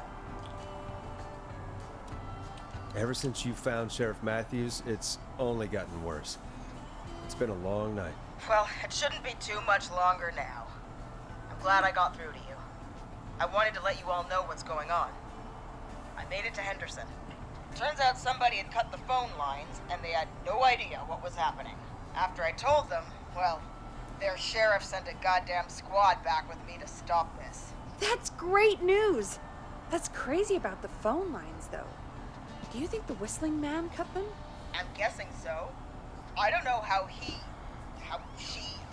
the whistling man did it. But that doesn't matter right now. Listen, we're coming in hot, but we need your help. I know Gallows Creek isn't a big town, but if we don't know where the whistling man is, we can't get him. Her. That's where you come in. You can count on us. What do you need? It might be a long shot, but here goes. The Whistling Man already called up a few times. I bet she calls again. We're still a little ways out of town, so if she calls, stall her. Buy as much time as you can for us to get in. And while you're talking to her, try to figure out where she is. We'll be listening in, so once her location is known, we'll head straight there and end this nightmare. I'll do my best. I know you will. Heck, I can see the headlines now. Forrest Nash's interview of a lifetime. Anyway, I'll radio the other cars and tell them the plan is a go. Hopefully the next time I see you, it'll be with our killer behind bars. Take care now. We'll see you soon, Leslie. Thank God. It sounds like this is almost over. We're nearly through this. I hope you're right. The sooner this is over, the better. I am right. Trust me. Anyway, we should get you back on air. Taking callers is the only way to see this through. Time to turn the music off. Bringing you back live now. Welcome back to The Scream with me, Forrest Nash. The line is lit up, but before I get to our next caller, I just want to say, things are looking up. It's almost over. But for now, let's bring in our next caller.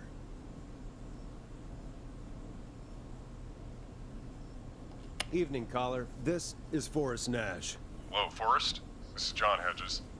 I'm here with Casey. I wanted to give you an update on Jason. John! Is he gonna be okay? He's a fighter. He'll be fine. We've got him stabilized and resting in a bed. We're preparing to move him to the hospital. Thank you so much. If you hadn't been there, then... God, I don't even want to think about what would have happened. Of course, Casey. We're just happy he's okay. John, Casey, you two did all the work. Tell Jason to get well soon from us, whenever he's up for it. Well, why don't you tell him yourself? Is this Forrest? Jason! We meet at last. It's good to hear you, Jason. How are you? Oh, well, you know. I've got a hole in my stomach, and there's a knife in my leg, but John gave me something to take the edge off. So, I might feel even better than either of you. Oh. Take it easy until you get to St. Gabriel's. I will. But, before that, I needed to call you. I'm guessing the Whistling Man is still out there? I'm glad you asked, actually. I wanted to talk to you about that. Go for it. We spoke to Roller Ricky not long after you were attacked. You spoke to Ricky? Is he alright? He is now. I mean, he was attacked earlier, but this call came after. Hey, guys, I'm really sorry, but there's a call on the other line. I just need to make sure we don't have another situation brewing. You fill Jason in on what happened. I'll be right back. Sure, Peggy. Sorry, Jason. Where was I? Yep. Ricky's fine. You don't need to worry about him. That's a relief. He told us about George.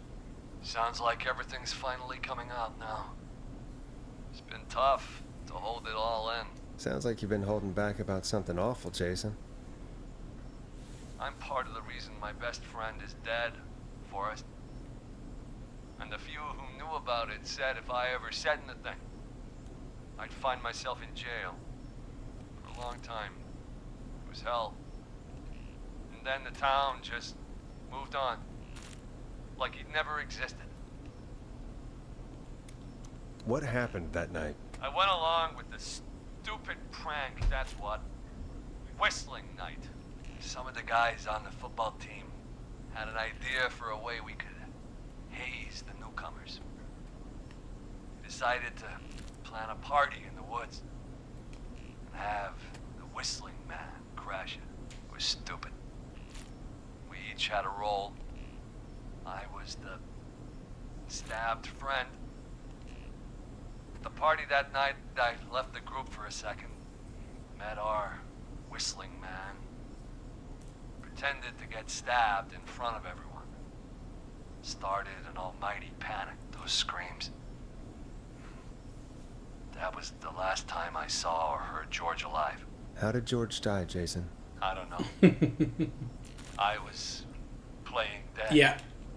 I'm not sinking a lot of shots tonight. I've been Ricky mentioned a girl very named Bean. bad. Is that who you mean? Bean. Oh, yeah. I guess George did call her that. Yeah. He called her Bean. I heard her again tonight, Forrest. Her name was... What? What happened? Are we still on air? No, we're not. Seems like the power is completely gone. How do we get it back on? I don't, we can use the emergency generators down in the basement. Reggie picked it up a while ago in case we ever need to do an emergency broadcast. An emergency broadcast? Emergency?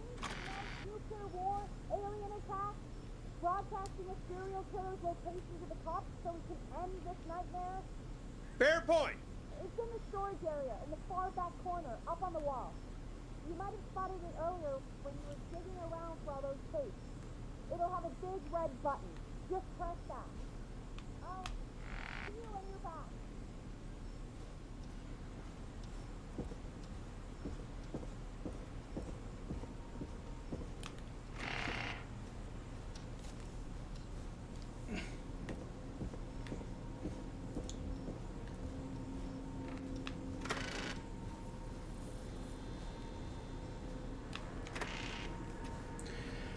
This part is always rough.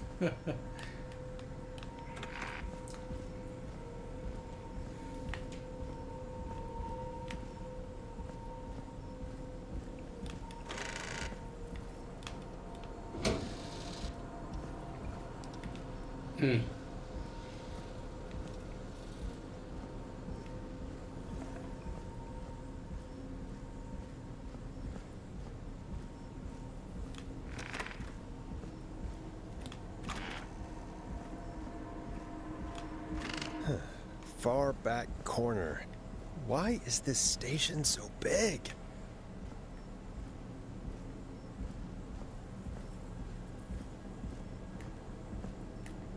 That must be it. Boom! We've got power.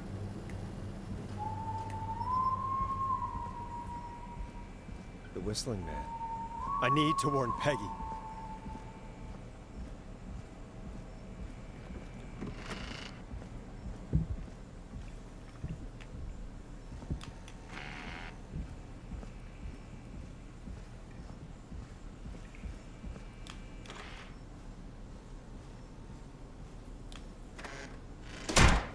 What the hell?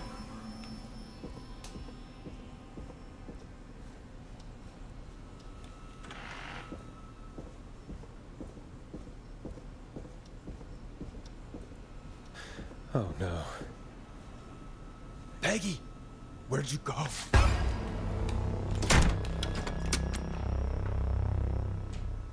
No way. This can't be happening.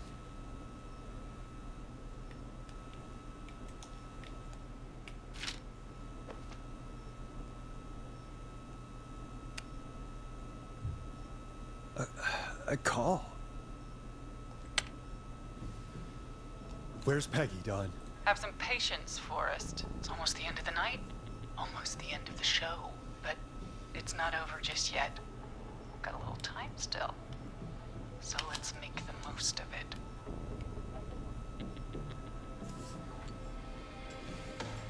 What do you mean? Make the most of it how? Well, Huh? I thought we'd end tonight's Whistling Man special with a special guest. The one who started it all. Let me take that out of your mouth and... You crazy bitch! Let me go! Welcome to the air. Yep. Mr. Teddy This is it. Gallows Jr. Wait. It's all gonna come out tonight, Teddy. Your daddy and his money saved you 20 years ago.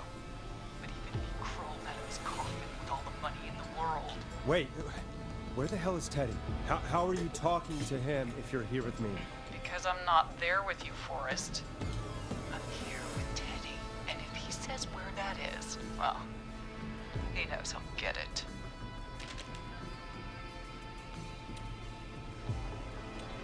Wait, then who am I looking at?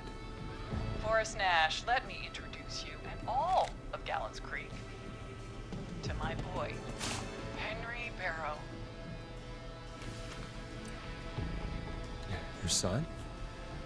You mean you... Wait, did he... Yes, Forrest. He and I had a son. So there were two whistling men tonight.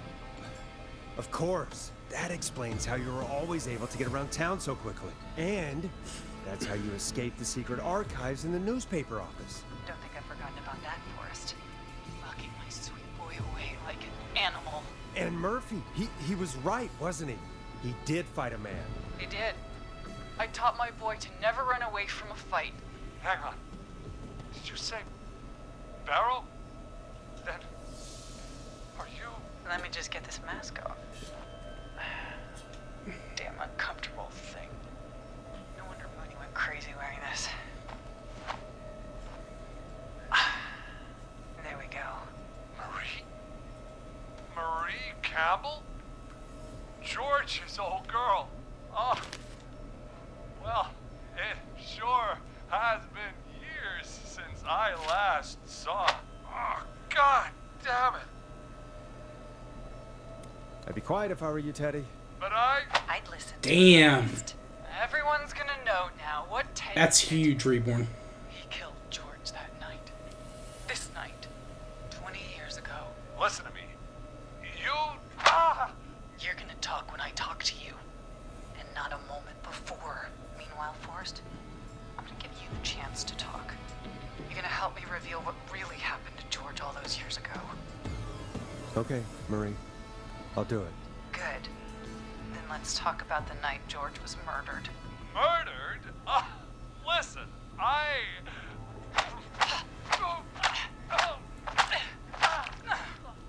I said you speak when you're spoken to.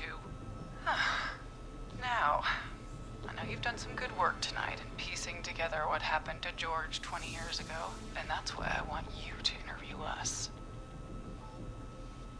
Interview you? All right. I can do that. Thank you. I want you to help me and Teddy tell the story, Forrest. Do a good job. And hell, you might be the only one to leave here alive. Yes, Marie is Dawn, the lady that called in a couple of times. I need to drag this out.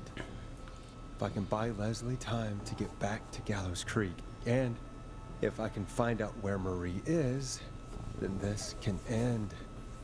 Teddy, we'll start with you. Just, talk me through what happened that night. How did it start? how would I know? It was 20 years ago. Teddy, be honest with me or we're both going to die. Honest? Forrest, I'm trapped here with a psycho. Oh, what the hell?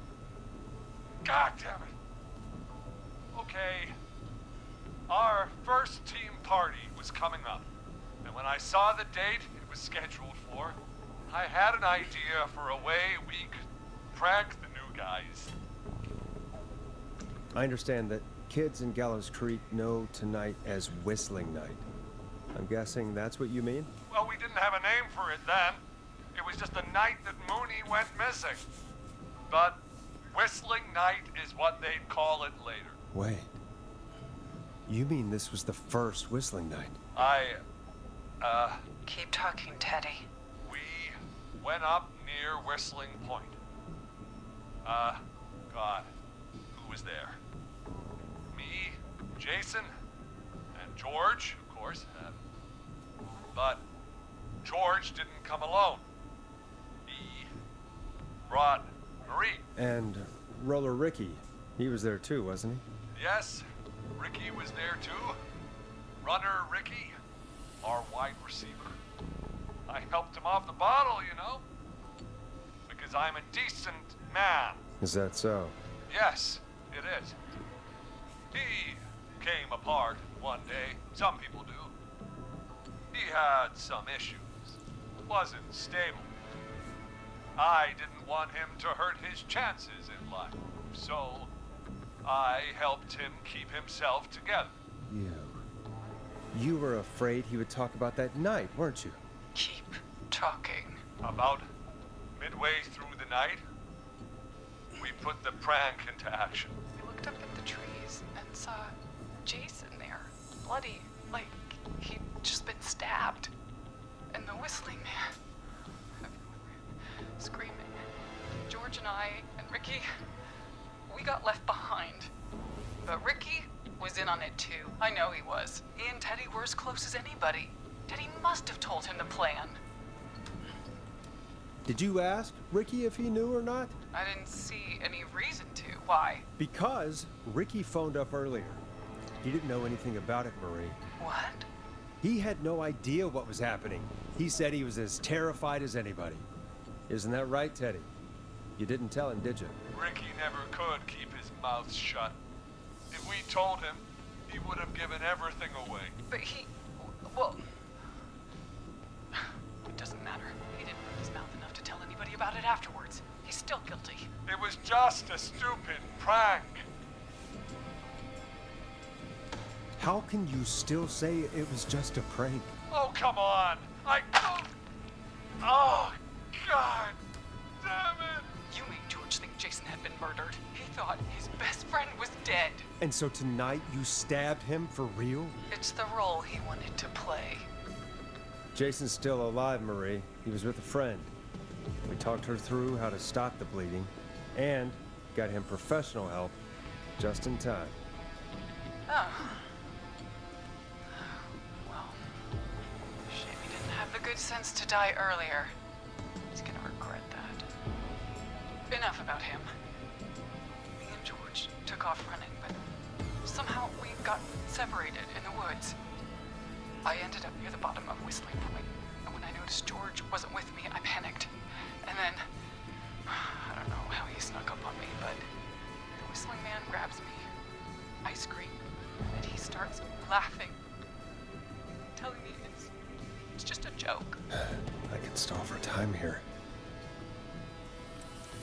How did you feel in that moment? I felt like nothing was real. I felt small and confused. And Who was under the mask, Marie? Who was the Whistling Man? it was Chuck. Chuck Brody. Laughing away. But then he stops. And he's looking up at the top of Whistling Point. What was he looking at? Teddy, what happened next? Nothing. I mean, it was just... Teddy? George fell off Whistling Point. Jeez. That's crazy how big that is. I saw it. You pushed him. You were up there. You were dressed as the Whistling Man too, and I didn't push him, God damn it!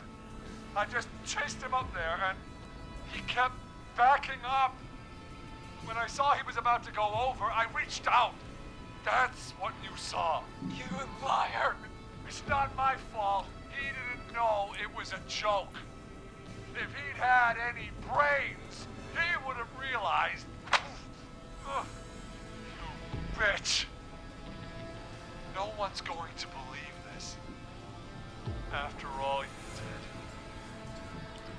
did. If she's lying, why the cover-up? My future was at stake, Nash. You know what it's like. People like us are bred for bigger things. I'm going to be the mayor of this town, Forrest. And then governor. And then, who knows? What happened that night was tragic. It should never have happened. But it was a mistake. It was just a stupid joke gone wrong. So my father sent Clive out to clean it up. Why should a blip ruin my future? George was a blip? He wasn't a blip, Marie. His father covered it up from there. I searched for George's body all night, but Sandra found him the next morning while out jazz running. she found him in the river, but she lied about that to protect Teddy. She said something about her rent going up, unless she...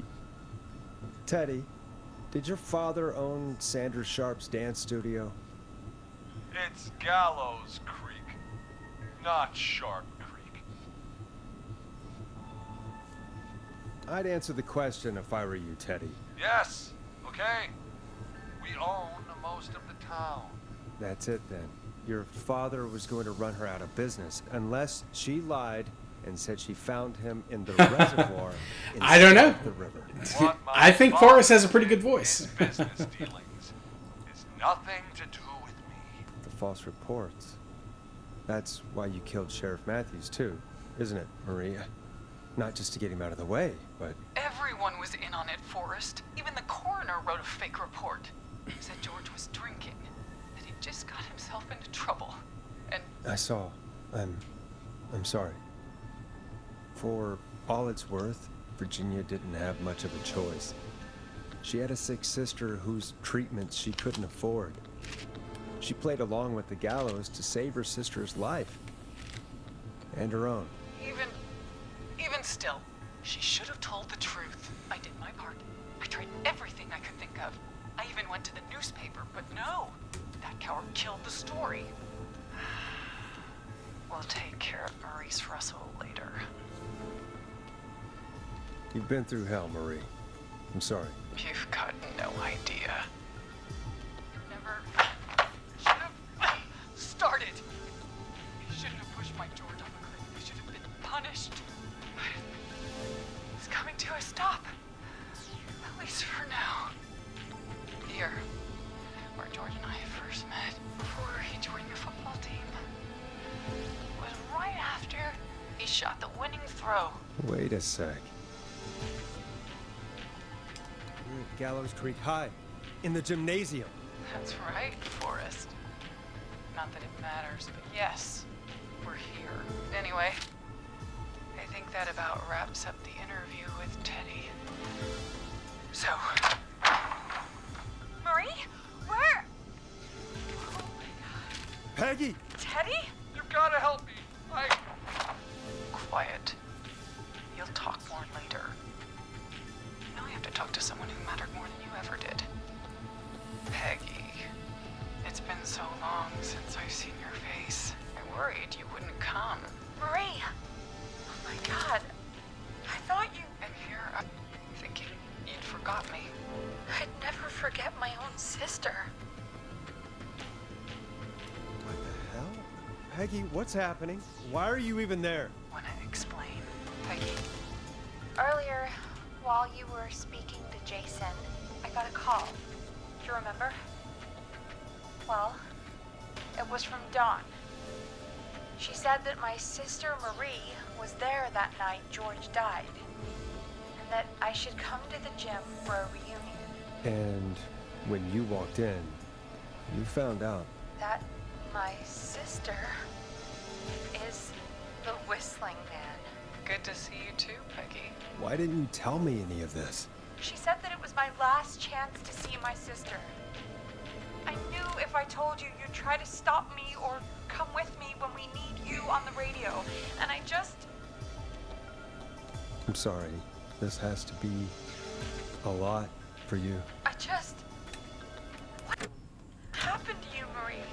Sorry, I just want to check my time. Disappeared. There's a trophy for saving everyone in under 4 hours. I want to make sure I'm still on track. Peggy, I begged Mom and Dad to do something about what happened that night, but did they care? No. They told me to stay quiet. They only cared when they learned I begged George. And Marie, I'm so sorry. I never knew. it's not your fault. Really, it's Mom and Dad I should be seeing right now. But since they're gone, well, I'll have to settle for the next best thing.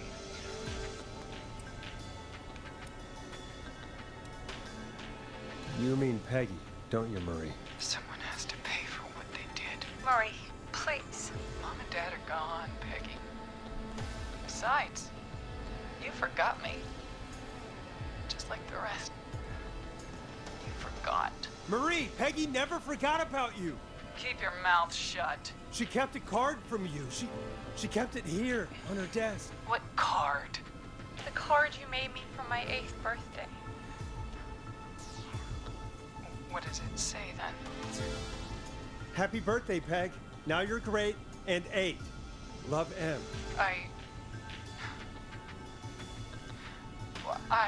Henderson police! Free! No! Henry!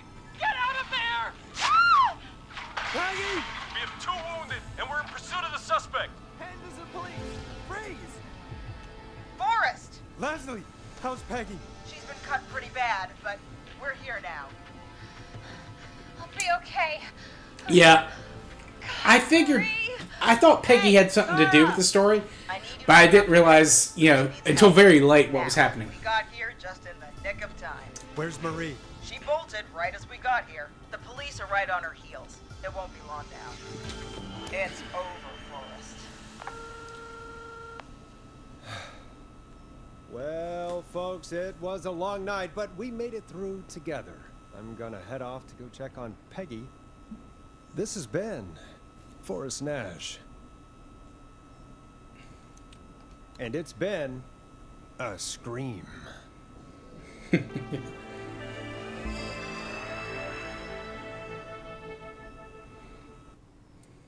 Hey, we did it. Not all talk. And the Forrest Dash trophy. That's the one you get for getting gold, or for beating it in under 4 hours. I love this game. This is Officer Clark. Come in. One suspect is in custody. Trail the other suspect into the nearby woods.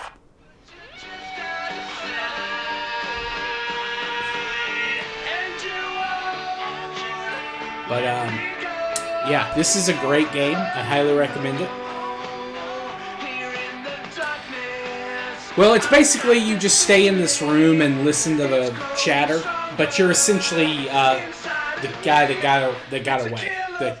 The mom got caught, but the son escaped. Now, if you interact with anything, the game usually crashes, so I'm not going to do it.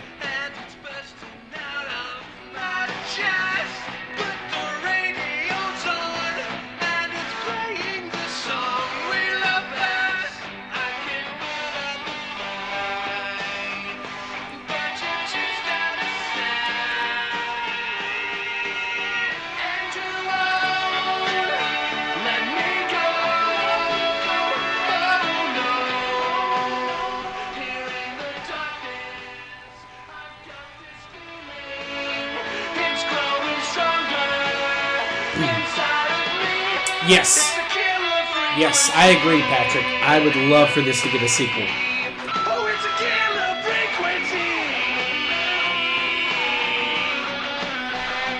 Absolutely. And Team 17's made some really good games. If you look under Steam library.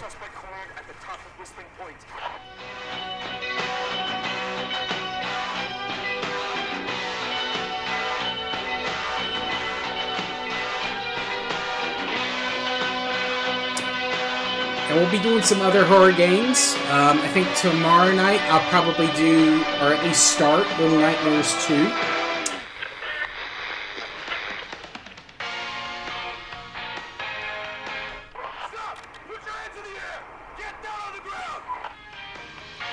I'm going to play a couple of Resident Evil games probably. Yep. I'm going to stream pretty much every night this week, except maybe Thursday. I plan on going to the state fair. Oh yeah, they did Worms. Yeah, they've done a couple of Worms games. I don't know if they've done them all, but they definitely did some of the bigger selling ones.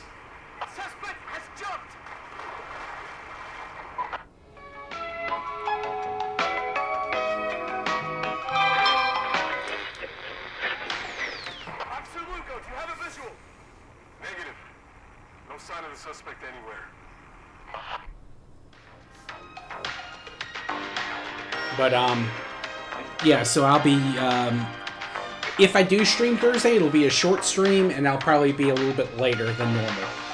Because I'm going to the state fair where I'm at. with some friends. So, but the rest of this week, we will be streaming. I'll be streaming this weekend.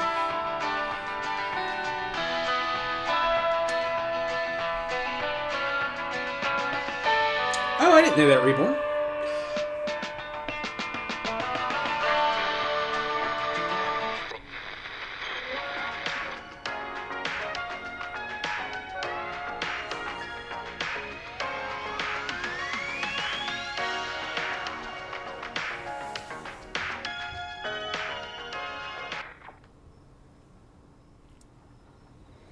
All right. Well, thanks everyone who came out. I appreciate you all. Pancakes, I'm sorry about your money. I hope you find it. Patrick, Reborn, thank you boys for stopping by as well. Salim too, as well as Thingamabob, and to the lurkers that dropped by. I appreciate you all. Like I said, we'll be back tomorrow night, where we'll probably be doing, I think we'll do Little Nightmares 2 tomorrow. Although I might save that for maybe Sunday, where I can just stream it the whole day. But we'll see. But thanks everyone who came out. I'll see everyone tomorrow. Y'all have a good evening and a good day tomorrow. Peace.